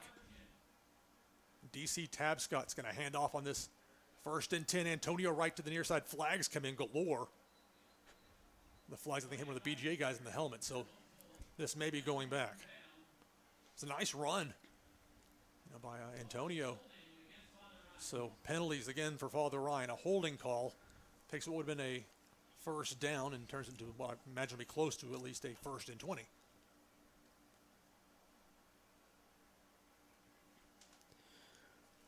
And it's not like it'd be half the distance to the goal because they were at the 20, so I guess it'd be right at the 10. Well, it's more than that. Yep. It says at the 9. Yeah, so Father Ryan now looking at a 1st and 20, 21. They'll say 1st and 20. Irish, one receiver out far, and then a bunch look. Another run to the near side. Here's Antonio Wright. Tries to cut it back. Finally stopped around the 24. That was smart. That was smart run by Antonio Wright, getting that yardage back from the previous mistake and hold. So I feel like as long as Father Ryan does not get into penalty trouble, they should do well on this drive and for the rest of the game. The Irish have had a lot of success on the ground. 10:50 to go, third quarter. BGA 21, Father Ryan 14. Now the pistol formation. Junior quarterback DC Tabscott, 23 seconds on the play clock, so plenty with that. It's a handoff. Spun around. Antonio Wright brought to the ground.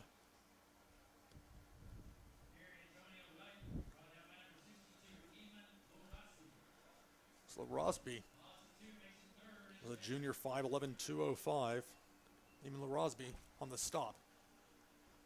So it'll be 3rd down and 10 for Father Ryan. Ball at the Irish 20-yard line. 10 minutes, 11 seconds to go, third quarter. Father Ryan trails BGA 21-14.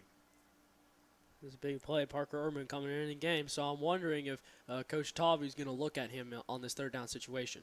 Well, certainly if he's not going to be looking his way, he'll be used as a decoy.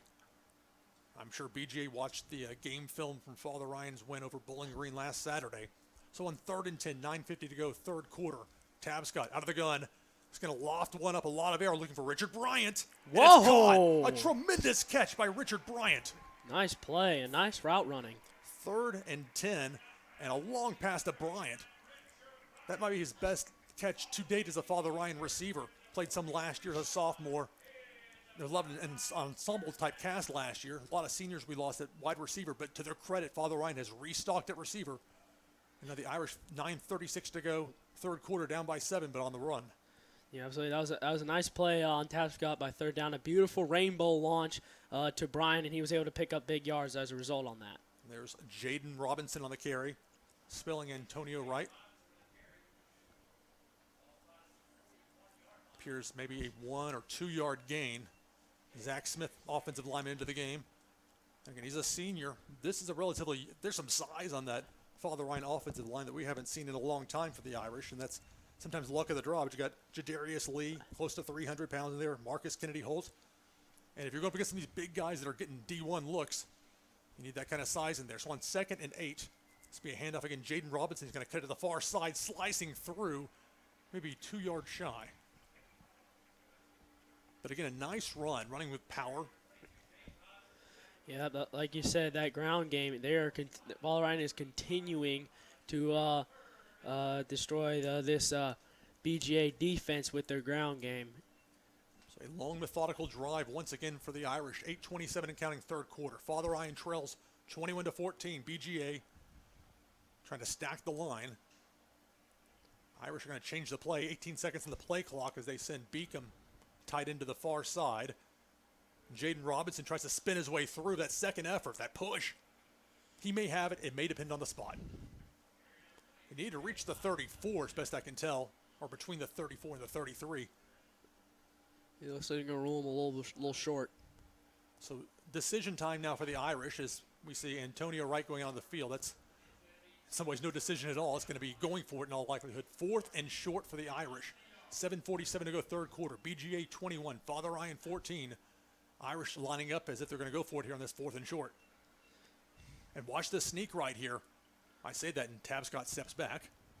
No, he's got under center again. Indeed, DC Tabscott gets a nice push. He's got it. He's got it. Yep, move the chains.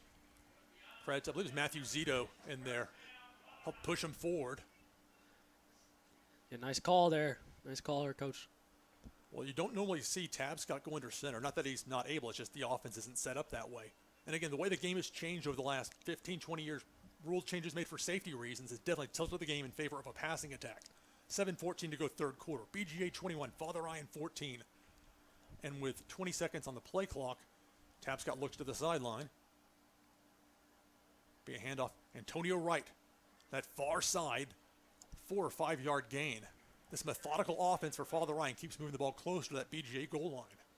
Yep, I feel like that the ground game has been their like go-to play, and like I said, they continue to pummel this BGA defense, and not only taking it up the middle, but also taking it to the outside. 6:35 to go, third quarter. BGA leads 21-14. Father Ryan looking at a 2nd and 6. That far hash. The 28-yard line of BGA, a handoff. Antonio Wright pushing forward. That second effort again. They finally stop his forward progress, it appears. And we'll see where they spot the ball. We see Anthony Wright coming onto the field. Normally plays outside linebacker. Every now and then they'll use Anthony Wright as a running back, and quite a change of pace, I must say. So third and 3. Irish need to get the ball to the BGA 22 and a half yard line. Yes. So Father Ryan already with 1 4th down conversion. And this type of offense also has the added benefit of keeping BGA's very strong offense off the field. So Tabscott, they're going to send Beacom in motion. Beacom over to that far side, try and open a hole for Anthony Wright. I think it looks like he may have it. It's going to be close. Father Ryan's claiming it's a first down. Yeah, I can see Jadarius Lee, number 56, indicating he thinks he got it. Jewel on the stop, Worth Jewel, 6'1", 200-pound junior. Yep. And that's where the luxury for Father Ryan of having, Antonio Wright in there a lot, Anthony Wright to punch in, and then switch it up with Jaden Robinson. Approaching the 5-minute mark of the third quarter. BGA leads Father Ryan 21-14. BGA took 2 plays after an onside kick attempt was unsuccessful as they get in the end zone here to start things off in this third quarter. But Father Ryan, and again, the poise by Tabscott in there. So both Beacom and Dylan Timmons moving over to that far side for blocking purposes. Here's Jaden Robinson slicing through to the 10. Finally out of bounds, setting up 1st and goal for Father Ryan. And like you said, that was a nice play by Beacom number 8 to be sent for the nice key block and allow Robinson, number 22, to get in the secondary. BGA continues to show problems tackling, which works well for Father Ryan's rushing attack. But again, this BGA secondary is so dangerous. Try and throw the ball. And now in this more compressed area inside the 10, it's 1st and goal. And again, it's going to be Beacom, number 8, and Timmons, number 9, moving over to that far side. Jaden Robinson cuts through. Oh. Into the end zone. Got it. Touchdown Irish. Again, another smart play by Coach Tavu in sending Timmons and Beacom to the right and allowing Jaden Robinson to get into the end zone. Robinson showing great leg strength, great field vision. And now Father Ryan is an extra point away from tying it back up. What a game we've had here tonight. Yes, sir. 4 minutes, 35 seconds to go in the third quarter. Extra point by Zach Wisnowski is good. 4:35 to go, third quarter. Your score, Father Ryan 21, Battleground Academy 21. We'll be right back here with Father Ryan football.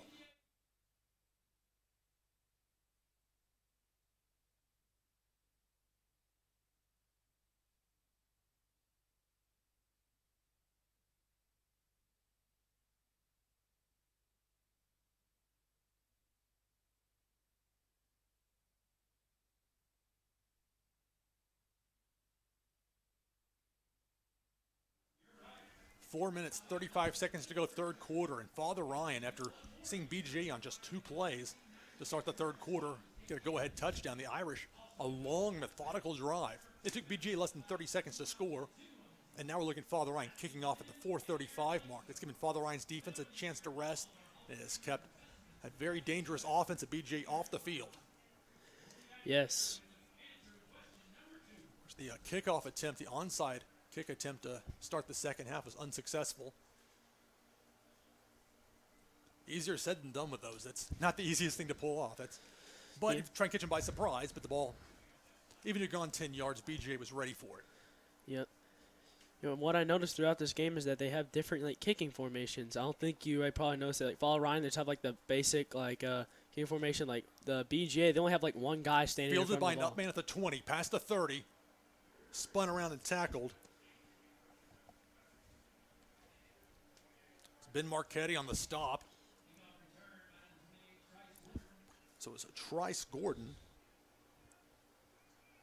He played on the kickoff return team, or the kickoff team, I should say, against McGavick 1 week ago.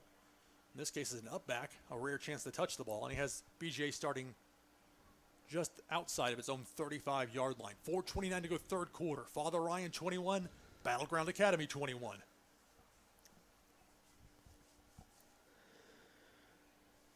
BGA's head coach is Jonas Rodriguez. Went to high school at Montgomery Bell Academy. This is his first year coaching BGA after spending 2 years at Evangelical Christian near Memphis. 1st and 10. Well, nice pressure. Belter feels the pressure sack. Nice play. Nice play call by Coach Privet. Get the salute. Torrey Heron. Nope. So Torrey Heron talked about what he does for the offensive line. So I say they'll spot the ball. That was a nice play call by Coach Privet. Again, nice pressure, evading the pass rush and overpowering that BGA offensive line and getting to Symptom Felter for the sack. Torrey Heron in there at the nose guard position. 5'8.5", 260 pounds. And the sophomore brings the heat here on this second and long, thrown incomplete. Simpson-Felser just threw it away. Now, again, nice play by Torrey Heron, number 55, getting that pressure. He is fast. He was quick to the quarterback, and Simpson-Felser had no other option but just to try to get rid of it as quick as he can. And unfortunately, it was incomplete for him. It's rather unusual for BGA to have that happen on back-to-back plays. This is a good team, and so it speaks well to Father Ryan's defense. You get that kind of interior defensive pressure. I mean, that's in the NFL. That's like having gold, somebody that can do that. From a defensive interior position to pressure the quarterback is about as valuable as you get on defense. 3:32 to go, third quarter. Game tied at 21. Third and 19? Yes. BGA would have to get the ball to their own 46-yard line for a first down. Again, Father Ryan brings the heat. They're going to set the screen. Complete. At the 30, makes a cut. Look out to midfield. Gets a block. Oh. At the 10 to the 5. Yep, face masking penalty. Yeah, they may have been a face mask, may have been a horse collar, but either that or give up a touchdown. I guess they had to pick their poison. So it's Caleb C.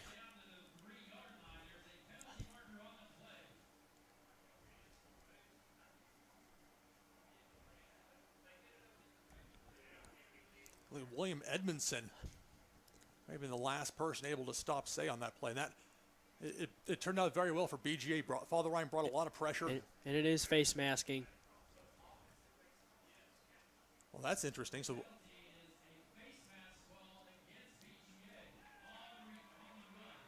they're going to pull it all, I think.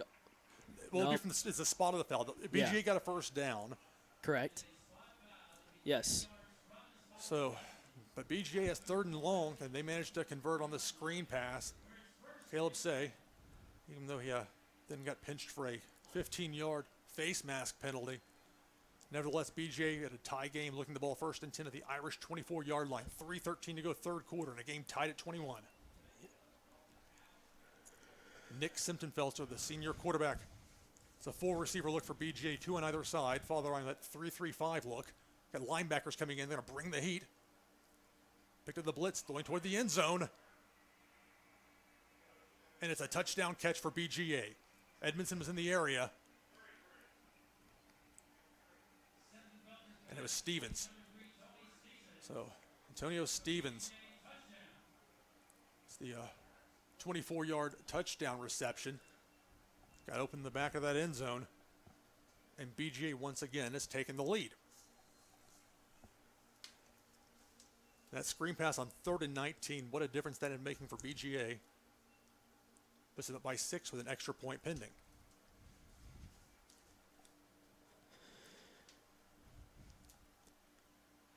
The high snap, Jack Sauter with the extra point.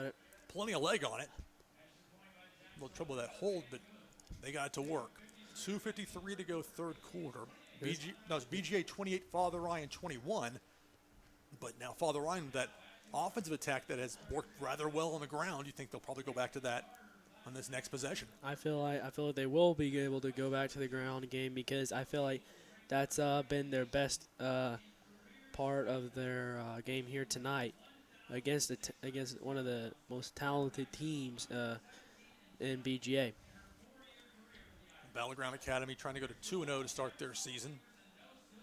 And they play at the Division II AA level. There's they got 9 different state champs. And, it's the old timer wants to talk about 1992 having 3 state champs. But, hey, times have changed. But I tell you, even at the Division II AA level, it's not an easy task at all. And certainly Division II AAA level where Father Ryan plays, it's compared to like Father Ryan as if they're like in the SEC West circa 2011. No easy games. There you go. 2:53 to go, third quarter. BGA 28, Father Ryan 21. And Sauter, who just kicked the extra point, will now kick off. He's had a couple of kickoffs go in for touchbacks, one that was just shy of the goal line. He's got a strong leg. Erdman and Smith back to return. Spinning kick to be returned by Erdman from the goal line. To the 10, to the 20, makes a cut. To the 25, pushes forward. Still going, finally brought down. past the Father Ryan 30-yard line, maybe the 32 or the 33 to start things off for the Irish offense. Yeah, nice return by Parker Erdman to give Father Ryan nice field position on this drive. 2:44 to go, third quarter. BGA 28, Father Ryan 21. They just started the play clock. Again, it's a 40-second play clock this year, and not across the board, but it's more akin to what you see at the college level as opposed to the 25-second clock once the ball was set. So a little bit more time for Father Ryan. Pfeiffer, receiver on that far side. Richard Bryant, who had a big catch earlier on this near side. We may see a steady dose of the run.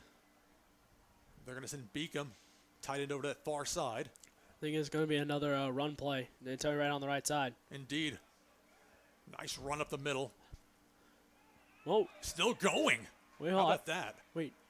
Hold up. Was it a fumble? And then and Anthony Wright picked it up? No, I think Anthony Wright was in there as the running back because there comes Jaden Robinson to spell it. I just couldn't see from this far over. Yeah, same here. I didn't want to call the wrong number. Yeah, we're good. I'd rather wait and get it right than vice versa. So 2:34 to go, third quarter. They stop the clock. Father Ryan looking at 1st and 10 from its own 46. They trail by 7. And that was also a nice play by Anthony Jennings to able to show some toughness and was able to break a couple of tackles for a first down. So handoff, Jaden Robinson, about a 4 or 5 yard gain. Irish moved Parker Peterson on that play over to the far side. See a lot from Father Ryan this game. A lot of moving tight ends from one side to the other for blocking purposes. Yeah. So a 4 yard gain, 2nd and 6.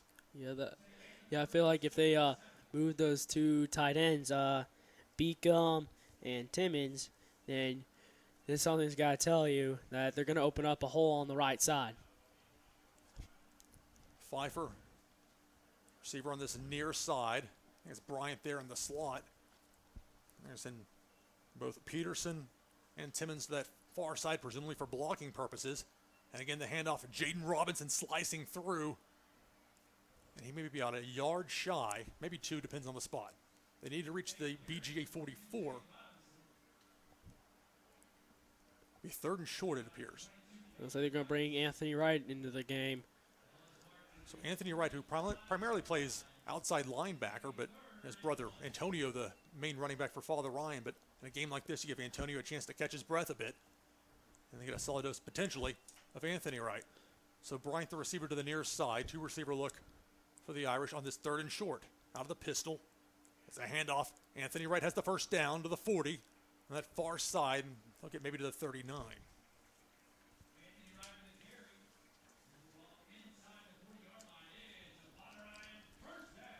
So they move the chains. Father Ryan down by 7. 1:08 to go, third quarter. But again, a lot of composure shown by this Irish offense. They've been down a couple of times in this game.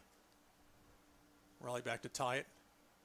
So they're trying to do here on this 1st and 10 from the 39-yard line of BGA. In that pistol formation, be a handoff. Anthony Wright slicing through. Father Ryan running the ball with impunity. About an 8-yard gain. Yeah, I don't think I've really seen any pass play on this drive. It's just pretty much been on the ground for this entire drive. Well, the idea, of course, being, make him stop the run. And then you can go with the play fake and the rollouts. But I think this is smart. This is what I was hoping Father Ryan would do, just knowing how dangerous that BGA secondary is. I can't stress that enough. So Father Ryan playing smart. Here we're looking at 2nd and 3. 20 seconds to go, third quarter. Father Ryan trails by 7. It's going to be a handoff. Anthony Wright. It'll be close. I think he has it. It'll depend on the spot. Looks like he's short. Maybe shy. He had to get past the 30. He couldn't get just to the 30. It's like the 29. That's about what we're looking at here, a 3rd and short. And now in the third quarter. All zeros on the board. So after 3, your score, Battleground Academy 28, Father Ryan High School 21. We'll have the fourth quarter and the conclusion of this exciting game right after this. This is Father Ryan Football on ATW Sportscast.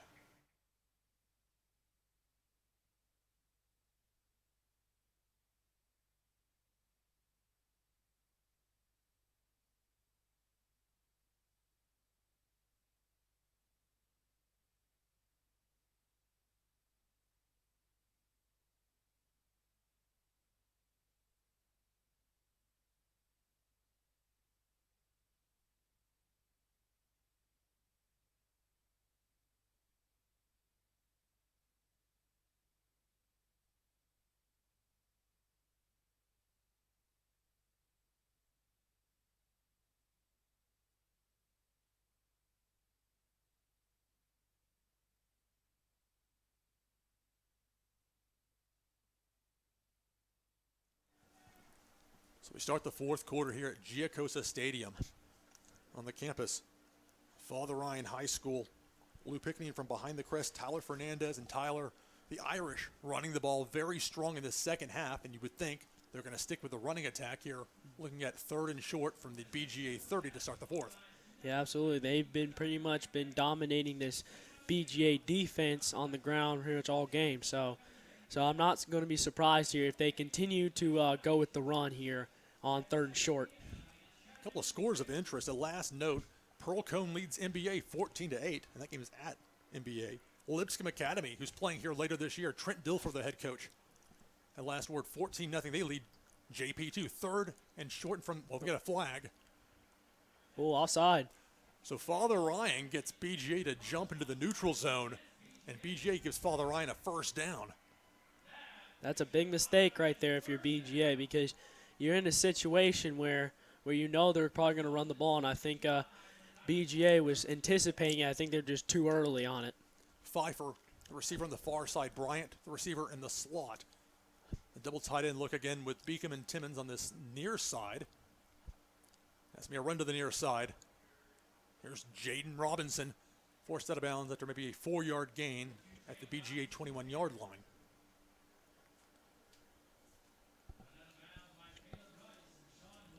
Out of the Chattanooga area, another couple of teams that Father Ryan will play later this year. Macaulay, last word, all over Knoxville Webb, 42-7.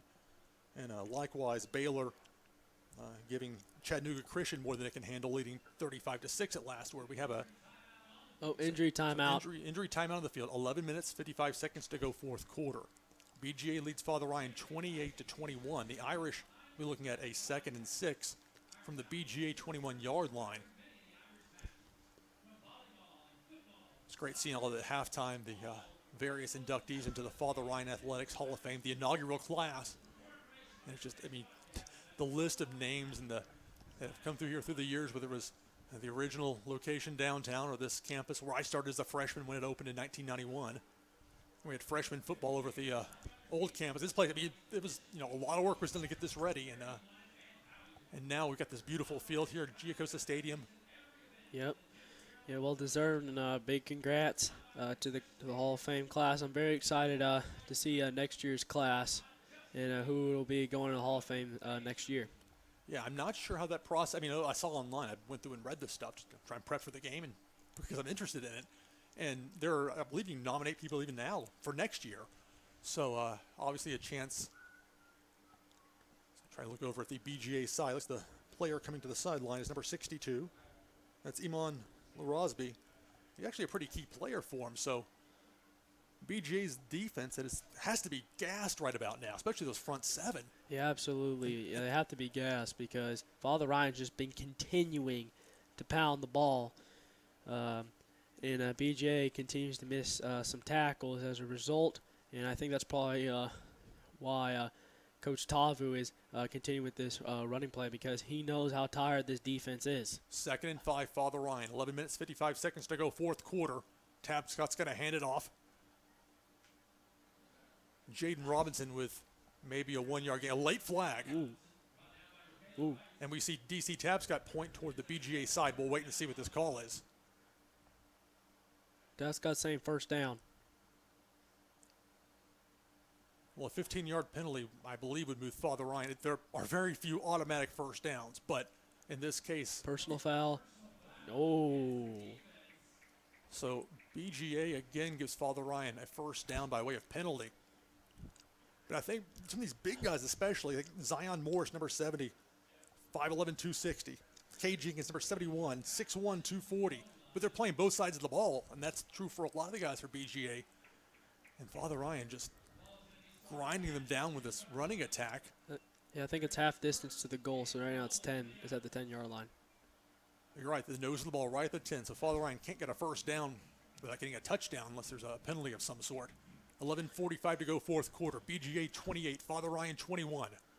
I felt like now that Father Ryan has controlled the penalty drill in the second half and has caused BGA to get a couple of penalties as well. And Jaden Robinson takes the handoff, tried a spin move, picked up 1 or 2 yards. A little more challenging here in this red zone, more compressed. We got an injured Wildcat on the Father Ryan 1. My hope is that with some of these players we see down and able to get back up, this is a very hot, humid night here in Nashville in Middle Tennessee. If you're out today at all, I'm sure you know, and I don't have the temperature in front of me right away, but the point is a lot of guys are cramping up, or you have that risk at least. So I hope that's all it is a cramp, and that, it's from taking a look at it, that seems to be the case. So hopefully nothing too severe there. Yeah, that can happen. 78 degrees right now. I was checking the time, so it's just past 9 o'clock, and it's still 78 degrees to give you an idea of the conditions out here. See, looks like they're working a cramp out. Can't see the player's number for BGA, who's down. This is a really stout offense for BGA. They throw the ball and can strike in a hurry, and Father Ryan with a long, grinded-out offense. And this is where BGA is going to face some potential difficulty. Certainly for Father Ryan's offense being out there so much, their offensive linemen that play on both sides as well. There's that wear and tear as well, but. It was number 71, K. Jenkins. And so Jenkins being helped to the sideline. Again, it looked like he was cramping up. But again, that's a key player. Jenkins is a senior. I mean, 6'1", 240 in there. And they had him there for a reason. He's a good player. But, cramps can get anybody. And they certainly are not pleasant. Yeah, not pleasant at all. And, it is kind of painful to do. As you can see, Jenkins kind of limping off the field. So the 9-yard line's where the ball is. 2nd and goal. Irish with Timmons on the blocker spot on this near side. And it looks like Anthony Wright in at running back in the pistol formation. Be a handoff. Anthony Wright cuts it to this near side. Flag comes in. He's into the end zone for a touchdown, but let's see what the penalty is. It's coming back. Holding. See Lane Sutherland, one of the defenders for BGA. Number 54, yeah. I seem to be speaking with the referee, but the flag had already been thrown. So Father Ryan doesn't get the touchdown. Instead, a holding penalty will move them back 10 yards from the spot of the infraction. 11:16 to go, 4th quarter. BGA 28, Father Ryan 21.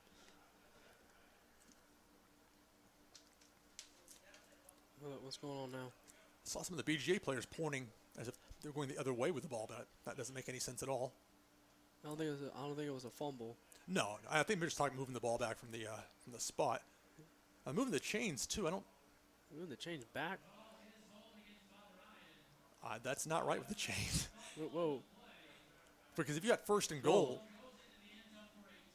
Oh no! For Father Ryan, it's a touchback. Wow. Ooh. So it was a penalty on Father Ryan that was declined. So they rolled a touchback. Apparently Robinson lost control of the ball. Or I should say Anthony Wright. Don't want to blame the wrong guy. On that near side, I saw the flag and that's coming back. Didn't see the ball. Yeah, I was questioning whether did he start losing the ball. He was trying to dive for the plane. But I thought he cleared the plane before he lost the ball. But it looks like the refs are saying that he lost control of the ball and the ball rolled into the back of the end zone. BGA leads 28-21. 11 minutes, 16 seconds to go. If you're the 4th quarter. If you're following Ryan, this is a big key stop on defense. There's a reception on that far sideline complete. Antonio Stevens, 8 or 9 yard catch.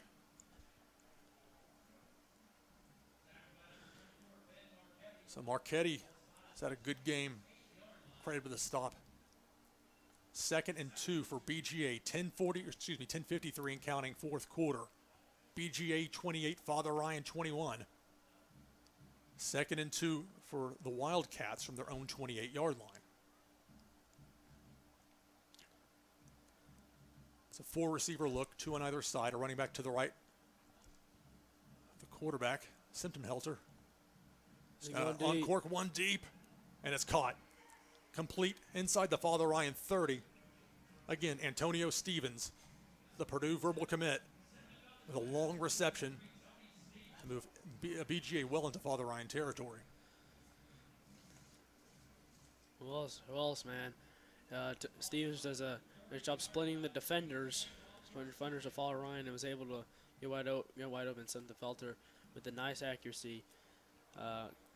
Throws in, and Stevens does a nice job controlling and making the catch for a 1st down. They list Stevens at 6'3", 190. And that height, the wingspan as well, brought the ball in. Father Ryan's defense facing a challenge now. BGA leads by 7. Referee's going to stop the clock, and appears a Father Ryan timeout. Yeah. Which, from a momentum standpoint, not a bad idea. Say, okay, let's reevaluate, talk things over here, not do anything rash. So it's BGA 28, Father Ryan 21 here early in this fourth quarter. And again, this is the first of 3 consecutive home games for the Irish. 1 week from tonight, hosting Baylor out of Chattanooga. And in 2 weeks, the Bishop's Cup on the line as JP2 pays a visit here to Giacosa Stadium. Yep. This year the Bishop's Cup is coming to Giacosa to be played for. Let's see if Father Ryan can end their 3-year drought of the Bishop's Cup. As JP2's won the last 3 years. So I want this to be like an exciting game for them and make Coach Rector feel proud for them to win a championship, and not only that, a Bishop's Cup as well. Of course, Father Ryan beat JP2 in the playoffs in 2017, but the cup was not on the line in that game. So here we go. BGA 28, Father Ryan 21. 10 minutes, 11 seconds to go, fourth quarter. Under the Irish timeout, 2 remaining for Father Ryan. BGA with their full complement of 3. It'll be 1st and 10 for the Wildcats at the Irish 30. Quarterback Nick Simptonfelter, he has been as good as advertised. Trips to the near side, one receiver to the far. Simptonfelter is going to throw to this near sideline, complete. A picture-perfect throw, an excellent catch by Stevens, guess who? Father Ryan had a couple defenders over there. And that ball was just on the money. Yeah, nothing you can really do on that one. All you can do is like the linebackers there like a quicker. That ball possibly could have been intercepted. Ben Marchetti, and there on the stop, Cole Becker in the area as well. Less than 10 minutes to go, fourth quarter. Father Ryan trails by 7. BGA has the ball in the Irish red zone, specifically at the 14-yard line. 1st and 10 for BGA. Again, a 4-receiver look, 2 bunch of this near side, 2 to the far. The running back, Say, to the left of Simptonfelter. He's going to hand it off to Say. Look out. Past the 5. He'll be down just shy of the goal line. Within the 1-yard line. So a first down run. Anthony Wright credited with a stop. So the ball's on the near hash of the 1-yard line. 9 minutes, 30 seconds to go, fourth quarter. BGA leads Father Ryan 28-21. And the Wildcats are knocking on the door again. Yeah, if you're Father Ryan, you do not want BGA to go up by 2 possessions. Certainly be, especially after what happened in the last possession for Father Ryan, the fumble in the end zone or out of the end zone for a touchback. It's going to be 3 wide receivers. BGA, they're going to spread you out even on the goal line. 1st and goal from the 1. Simptonfelter hands it off to Say, and he goes close to the end zone. Did he get in? They're rolling him short. No touchdown. Touchdown signaled by the far official. So Caleb C., as the PA announcers say, gives BGA now a 2-score lead, 34-21 with an extra point pending.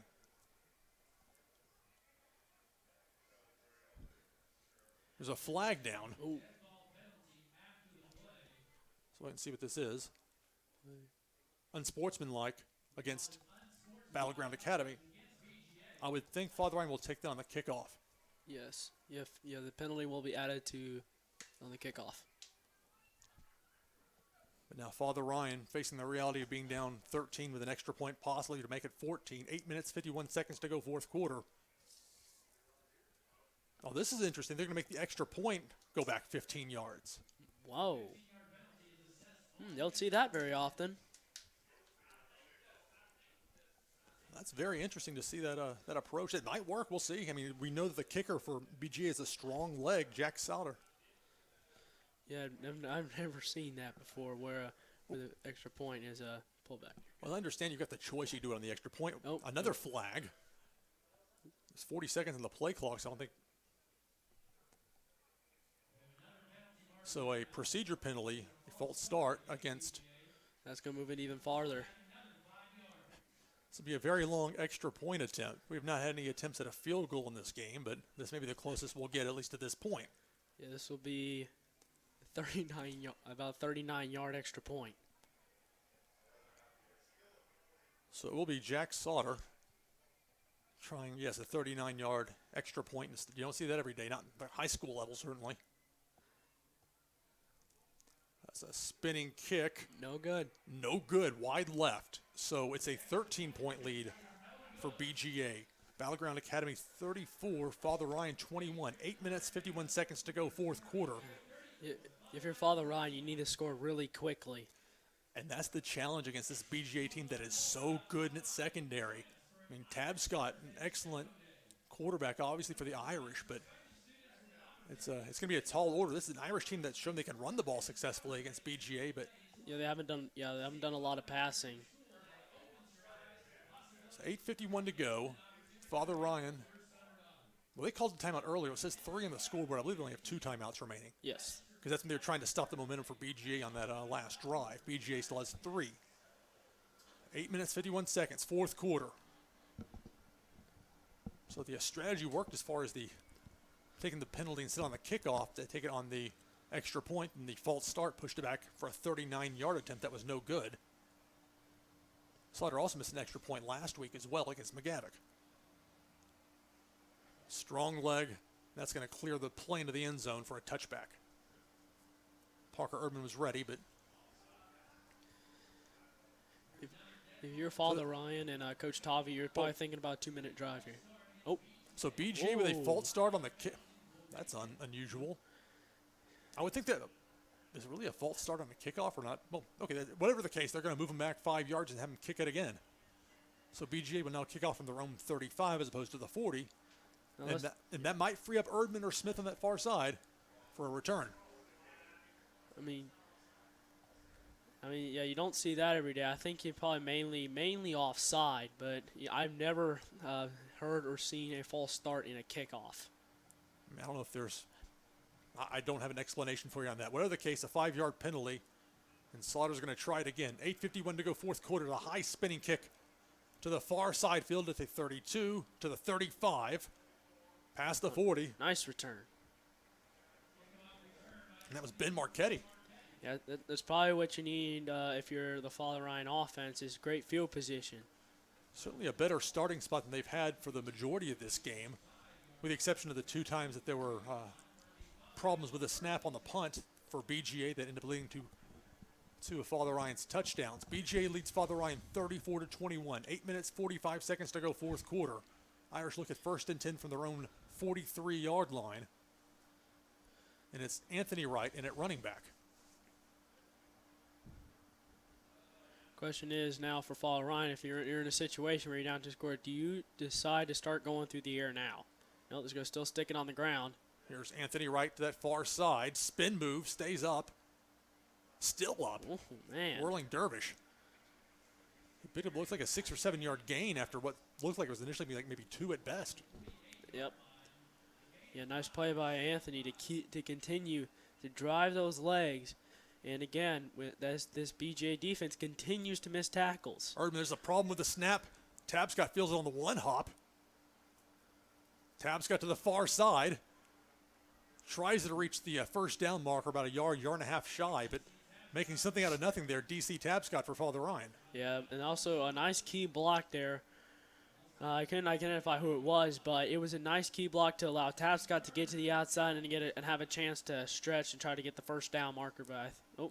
I don't think Tabscott got as far as I thought he did. Maybe he stepped out. The ball is spotted at the Father Ryan 49-yard line. That sets up 3rd and 4 for the Irish. 8 minutes, 8 seconds to go, fourth quarter. BGA leads Father Ryan by 13 points. And it's now or never for this Irish offense. Exactly. You're probably in a situation around now this is 4-down territory. 2 receivers to the near side with an H back to the far side. Tabscott, that pistol formation. Hand off Jaden Robinson. He's got a first down, out. Breaking through. Finally forced out of bounds in BGA territory around the 37-yard line. Sean Williams on the stop. So a nice run. Father Ryan mixing it up at running back. And think about how tired this BGA defense is from just the time of possession. Father Ryan's clearly dominated. Just BGA has been able to score very quickly on a couple of its drives. 8-minute mark of the fourth quarter. Father Ryan down by 13. 1st and 10 from the BGA 37-yard line. There's a handoff to Jaden Robinson. Slicing through. Again, BGA having trouble tackling. It's unusual to see a team bound by 13 running like this, but that's what we've got. 7:53 to go, fourth quarter. It's a first down for Father Ryan.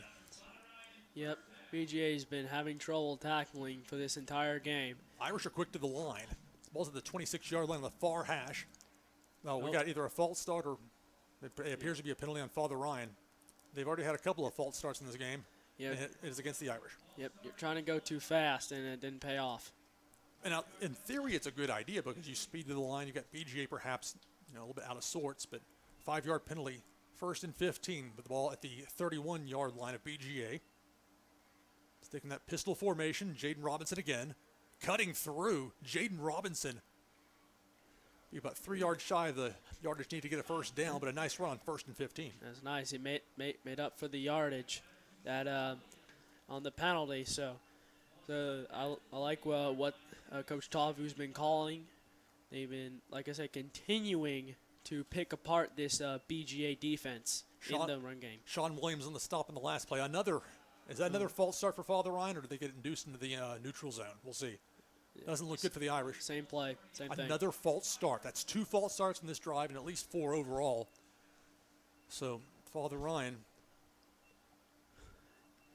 facing now, they'll have the ball spotted right at the 25-yard line of BGA on the far hash. 7-12 and counting 4th quarter. BGA leads Father Ryan 34-21. That's Anthony Wright. A nice cut on that far side, out of bounds inside the 20. Should set up 3rd and short. Yep. Yeah, from here on out, Father Ryan cannot afford any more penalties at this point. So 3rd and 3 for the Irish. They'll spot the ball just inside the 20-yard line of BGA. They've got to get it to the BGA 16 to get a first down. Handoff. Anthony Wright plowing through. I think he has it. Yeah, I see the ref standing right at the marker. As always, it depends on the spot, but this near side official would seem to indicate they're showing 4th down. Father Ryan quick to the line. Will it be another Tabscott sneak? Indeed. And he's got it. Nice call. So DC Tabscott doesn't go under center very often, but this is twice now in the game on a very short yardage situation where you've got to get it to get a first down, and he converts. 6:15 to go 4th quarter. If you got the offense, you got to rush them to the line now. Very unusual. Yep. No, sorry. No, you're good. So we got a whistle. It's going to be a timeout. Timeout BGA. So Battleground Academy at the 6:10 mark of the 4th quarter takes a timeout. That's 2 timeouts now for BGA. It still lists 3 for Father Ryan on the board, but I know that's not correct. 2 for them as well. It's highly unusual for a team to be down by 13 points and running like crazy as opposed to throwing it, but that's the smart play because 1, Father Ryan's been able to convert. 2, BGA's defensive front 7 has to be absolutely gassed. And 3, do you really want to throw the ball with those secondary players being so dangerous? Yeah, it is kind of dangerous right now because they are known for having an elite secondary. So I feel like Coach Davu has made the right play calls in establishing the ground game for Father Ryan, and it has continued to pay off because it has been pretty much paying off from the start of the game. Clearly the Irish saw the same. But if I can see something on game video, I promise you the coaches see it. It always works out that way. That's why the coaches, they're an excellent coaching staff here at Father Ryan High School. 6:10 to go 4th quarter. BGA 34, Father Ryan 21. The Irish are looking at 1st and 10 from the BGA 15-yard line. 2 timeouts remain for both teams. And the BGA side just used a timeout to probably give their players a chance to get a breather, but also kind of regroup a bit. Now they fixed the timeouts for Father Ryan. So it's 2 apiece on this 1st and 10. Bring Beacom to this near side to block. And that's Jaden Robinson. He'll be stopped just shy of the 10-yard line, about a 4-yard gain. Less than 6 minutes to go. BGA 34, Father Ryan 21. Look out for Parker Erdman, lined up way over on that far side of the field. Jaden Robinson, the running back, and out of the pistol. Again, it's a run. Robinson couldn't get through there. Got wrapped up by Caleb Rice. So BGA gets the stop, and now it's 3rd down. We have a whistle. Timeout, Father Ryan.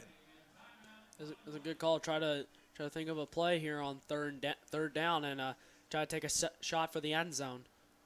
Well, it's going to be interesting to see if they do that because the running game has been there, and Tabscott obviously very adept as a quarterback, and we're talking about early in the game how much he's improved from last season. Irish had to have that. He's was their starter coming in, and he showed last Saturday, just 6 days ago, what he can do. But clearly the game plan for Father Ryan has been a heavy dose of the run, which I endorse strongly, but not just because it's worked, but because on video you see McGavick pushing him forward. Like, okay, and that's no knock on McGavick. It's just BGA played for a state title last year. They got a lot of those guys back. So Father Ryan trying to take advantage, but think about that. The fumble in the end zone, they ruled as a touchback. Yeah, I didn't feel that it was a touchback, but hey, whatever's called. Like there's literally like nothing you can do, really. Yeah, I was more looking at the flag when it happened.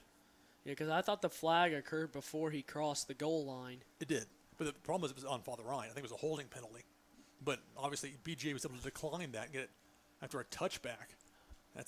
You get penalized, you fumble out of the corner of the end zone, and it's a stiff penalty. Here we go, 3rd and 6, 5:33 to go, fourth quarter. Irish are down by 13. This almost certainly is 4-down territory. Beacom, tight end, moves over to this near side. Yep, we're going to continue to run. And it's Anthony Wright. We stopped at it's like the 8. It looks like the 8-yard line. 4th and 3. Wait, a flag comes out. Ooh. This is against BGA. I think it's going to be a first down for Ryan. We'll have to wait and see. I saw one of the guys for BGA clapping. That doesn't necessarily mean anything, but you never know. Saw Anthony Wright, number 15, over there with the officials. I'm not sure what they were discussing. Looks like they're walking back. If it's a dead ball foul, it's going to be 4th down. And it looks like it is against Father Ryan at the 5:23 mark of the fourth quarter. Unsportsmanlike conduct. So Father Ryan gets pinched for a 15-yard unsportsmanlike conduct penalty after the play. So now you're looking at 4th down, and we'll see where they mark it when they march it 15 yards back. They have to get the Irish to the BGA 5-yard line to get a first down.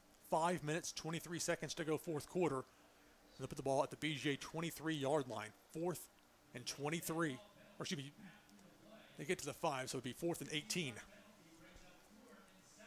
I'll just say 4th and 17. Either way, 4th and long. Just an absolute killer of a penalty for Father Ryan to take at that point of the game. 5:23 to go, fourth quarter, down by 13. Yeah, that's probably the last thing you probably want if you're a coach rector in the Irish. Just take not a great penalty and cause them to be in this situation like they are in right now, 4th and 17. Pfeiffer and Erdman, the receivers to the far side. Richard Bryan on the near side. Tabscott rolls, throws, caught at the 10, but not enough. It's a completion by Erdman. But it's going to be a loss on downs. So the Irish, so a good throw. Nice catch by Erdman, but he had to get to the 5. He did not do so. And so it's a turnover on downs. 5:07 to go, fourth quarter. BGA leading Father Ryan 34-21.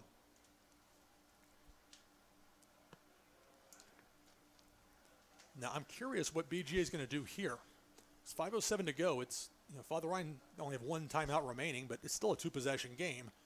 But BGA isn't a team that necessarily runs the ball a lot. Even when they get the lead, they'll keep on throwing it on you. But in this case, I don't know what to expect to that end.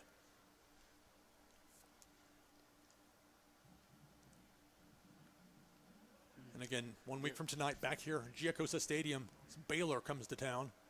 Makes that drive up Interstate 24 from Chattanooga. Well, it's a penalty against BGA. So now they're going to start at their 5. Ooh.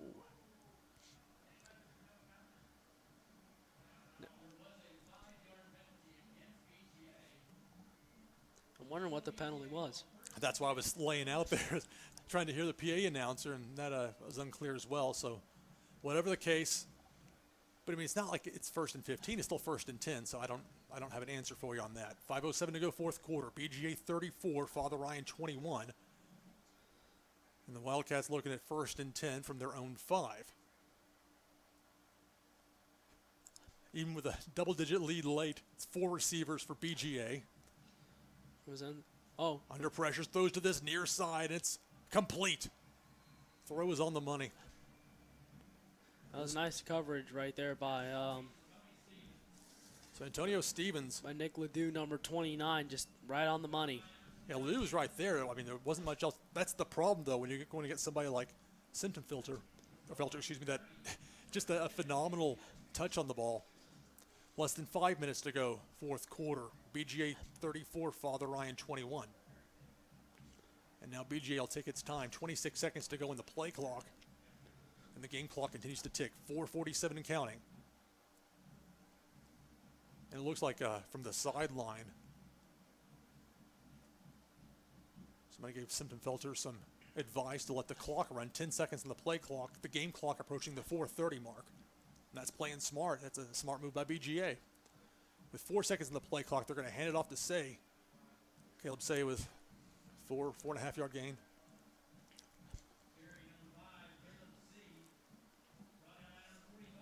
They don't give you pronouncers on these, by the way. So it's S-E-A-Y. I'm trying to do my best. They say in C. Okay. Whatever the case, it's a game that gives BGA the ball 2nd and 6 from their own 34-yard line. But more importantly for BGA, the clock continues to run as we approach the 4-minute mark of the fourth quarter. Father Ryan down by 13. 25 seconds in the play clock. And that's where that change in the play clock rule this year definitely come into effect. You can just let the time tick on down. Yep. And there's not much Father Ryan can do. You got one timeout remaining for Father Ryan, but at this point, 2nd and 6. Trips receivers to the far side. And one receiver Hollis to this near side for Battleground Academy. Irish going to bring some pressure, try and stop the run. This Caleb C.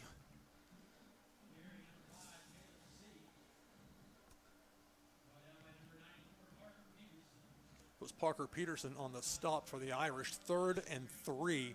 BGA 3:15 to go, fourth quarter. BGA leads Father Ryan by the score of 34-21.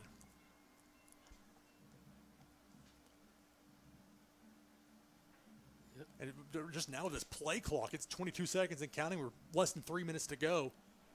And this is our first look at how, I don't think that necessarily works to the advantage of the game from a excitement standpoint, but hey, all the credit for BGA for working smart, as they say. 2:47 and counting on this 3rd and 3. Try to get the Irish to jump there on the hard count. Unsuccessful. Nice discipline by the Irish D, and we get a timeout, I believe. Play clock hit 0. Yep. And that's a smart move by BGA. 3rd and less than 5, you go to the line. Maybe you get Father Ryan to move into the neutral zone and you get a free first down. But instead, the timeout stops the clock at the 2:39 mark of the fourth quarter. And again, that 40-second play clock is fair for both teams. It's not like it's an unfair advantage. It's just right. If you've got a team that's up by a couple scores late, you can really let that clock wind on down. Yeah, absolutely.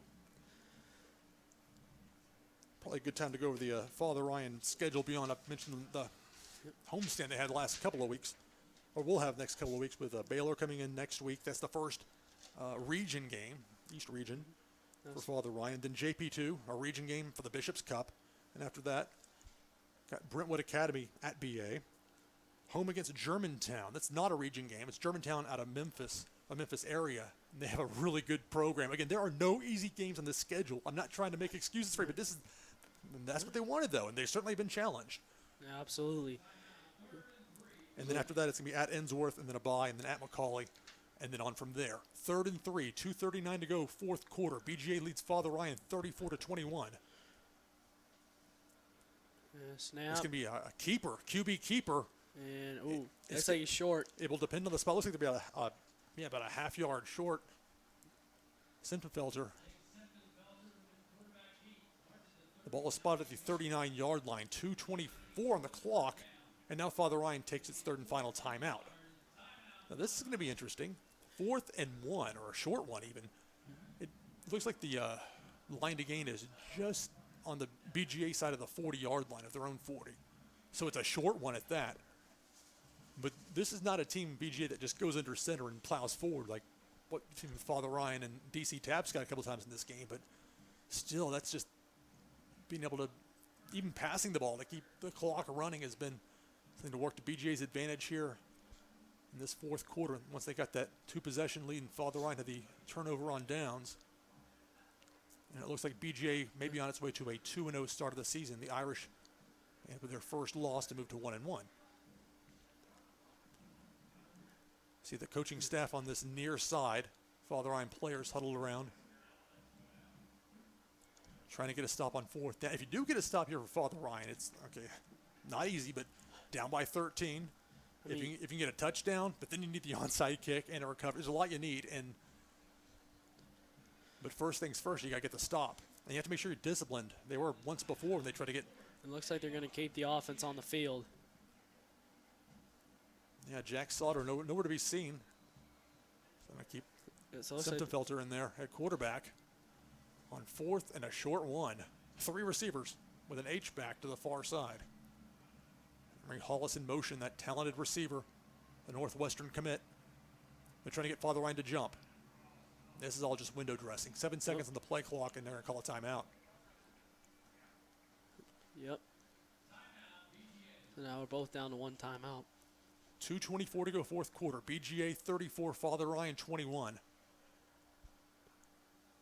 And for all I know, BGA may go out there and try for it anyway, but possibly they will punt the ball. They've had some misadventures in punting in this game. Twice they've tried, and twice it didn't work.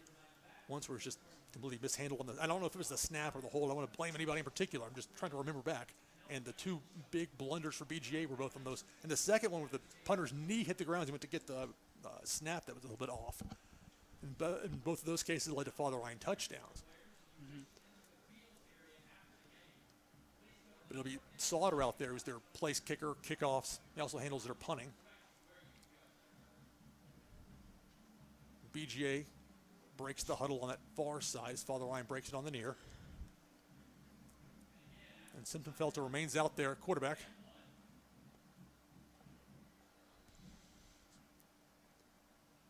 Hollis, the receiver, to this near side. See the running back to the right of Simptonfelter. Nice He's going to punt it. Oh.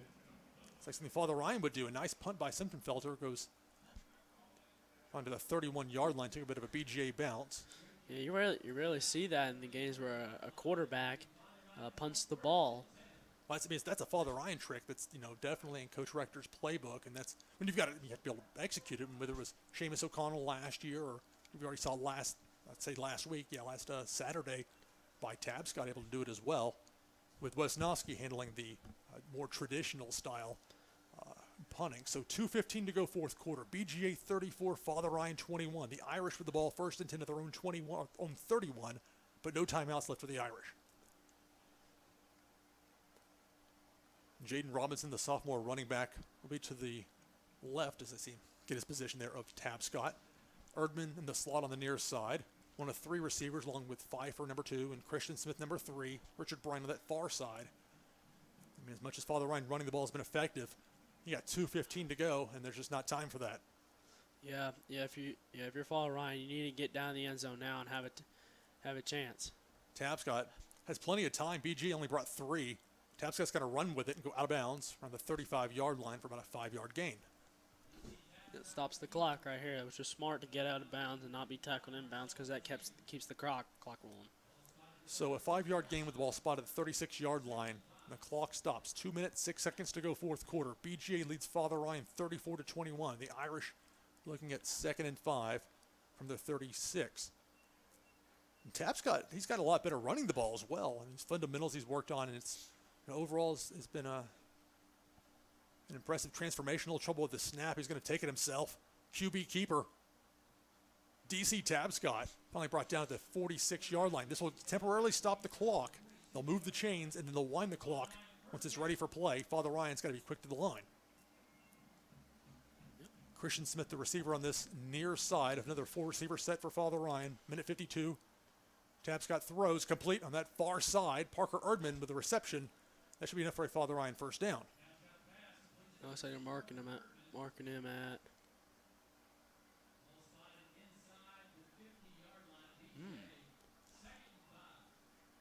He must have stepped out of bounds or something. Yep. There was an official on the near side was kind of waving his arms. Like, well, what is this business? But the clock is stopped. A minute 47 to go fourth quarter. Father Ryan down by 13. Trips to the near side, 1 receiver to the far side. DC Tabscott, the junior quarterback, fakes the handoff. Throws over the middle, high pass, incomplete, intended for Christian Smith. It's behind him. And now the Irish looking at 3rd and 5. A minute 41 to go Fourth quarter, Father Ryan trailing by 13.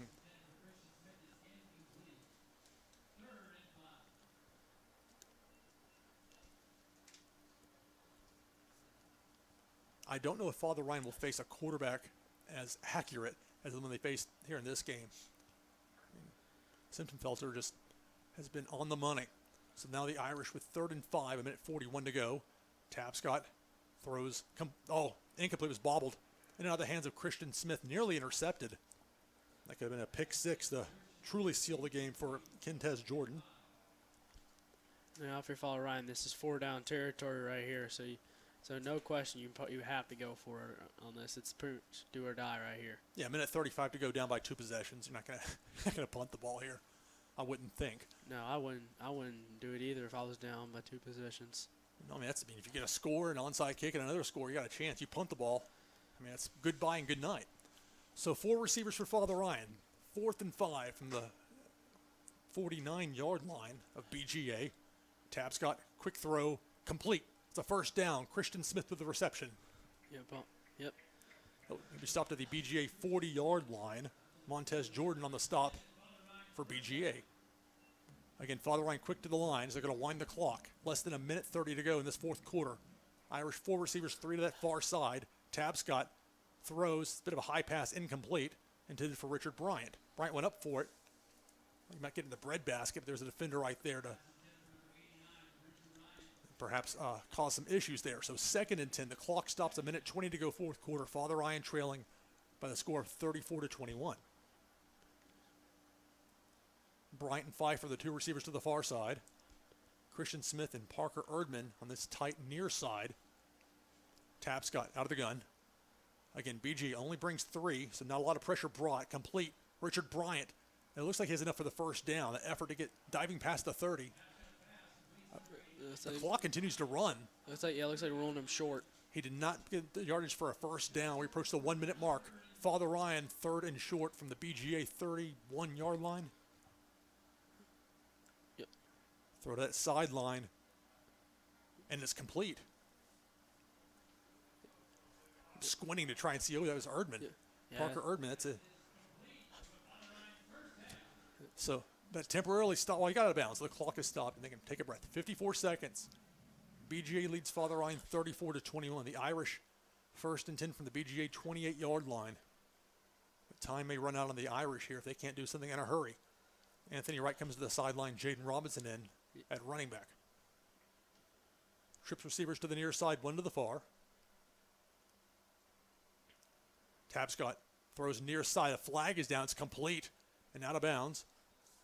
Nice reception by Josh Pfeiffer, but we'll see what this flag is. BGA seems to think it's against Father Ryan. Looks like illegal substitution or something. There's illegal man downfield to call. Oh. So 49 seconds to go in the game, and it'll be a penalty against the Irish.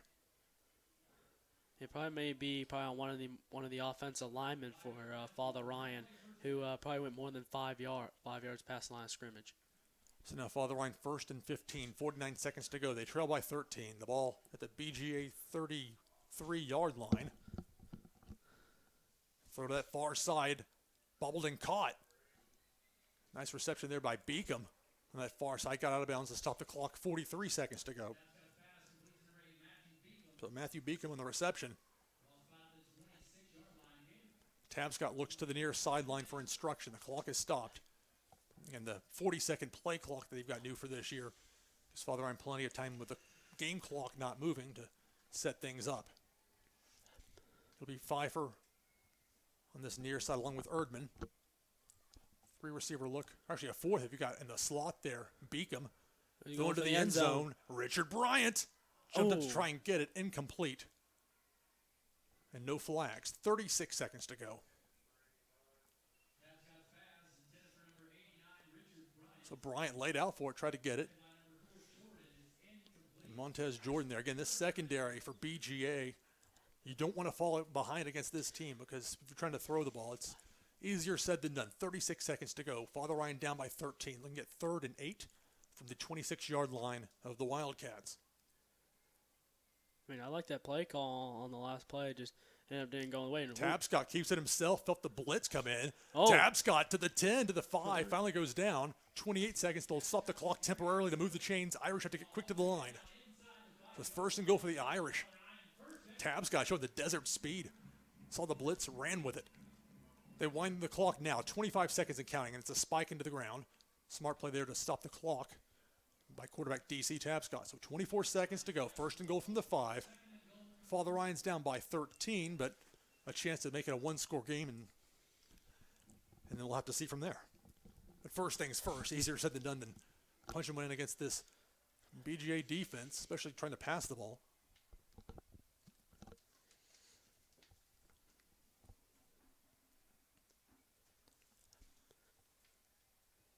There we go, coming out. Let's see what they got.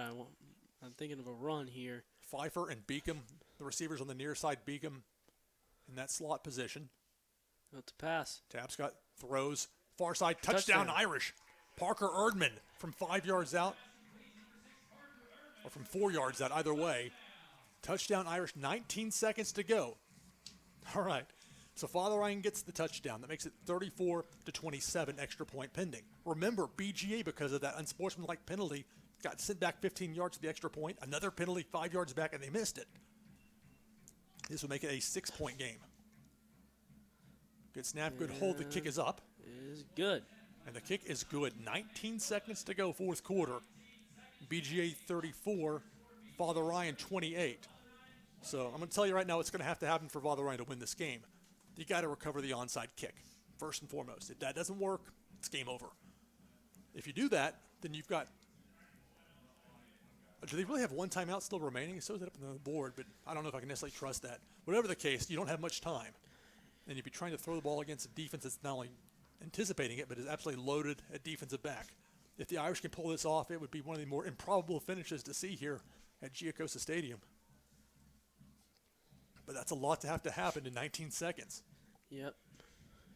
Your hope is that BGA bobbles the ball and Father Ryan falls on top of it. Now, granted, there's only 19 seconds left in the game, so we're going to see what's going to happen here.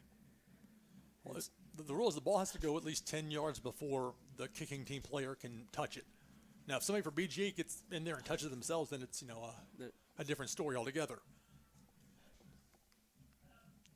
So, of course, the kickoff team for Father Ryan, they've practiced this plenty of times. Talking things over on the sideline, some last-second instructions being made. I'm going to put Josh Pfeiffer in there.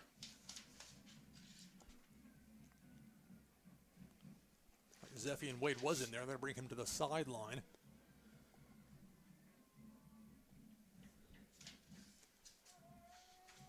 The kicker for Father Ryan, number 98, Zach Wisnowski.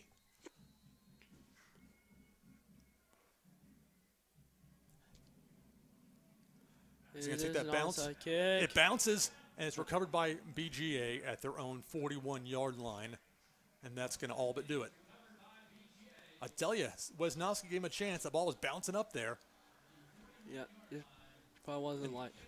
And guess who? Antonio Stevens, who had a whale of a game for BGA. I mean, hats off to him. And this offense, this passing attack for BGA, you don't normally see this level of precision on the execution on passes. Running a little bit different, but passing the ball, that's I don't know if Father Ryan's going to face as stout a challenge as that from a precision passing standpoint. That says something considering their schedule. Just one kneel down here is going to do it. Yep. So the kneel down happens. 10 seconds and counting. Battleground Academy is going to beat Father Ryan 34-28. Moving Father Ryan to 1-1 on the season. BGA moves to 2-0 with a victory. But again, 1 week from tonight here at Giacosa Stadium, Baylor comes up. Last time Baylor came up here to play, Father Ryan beat them 2 seasons ago. That was later in the season. This is much earlier than typically get Baylor, but a lot of things switched around. They redid things with the region and the scheduling. So you got, sportsmanship here at the end, the good game line. Mm-hmm. But for Father Ryan, I think there's a lot they can build on from this. Yeah, absolutely. Now, there's some mistakes. Those false starts are just, it's tough. I mean, because it's one thing holding, you can complain about that, is it really? But if you flinch, what's the ref going to do? And so that's a challenge. Now, obviously, there were some penalty problems as well for BGA, so Yep.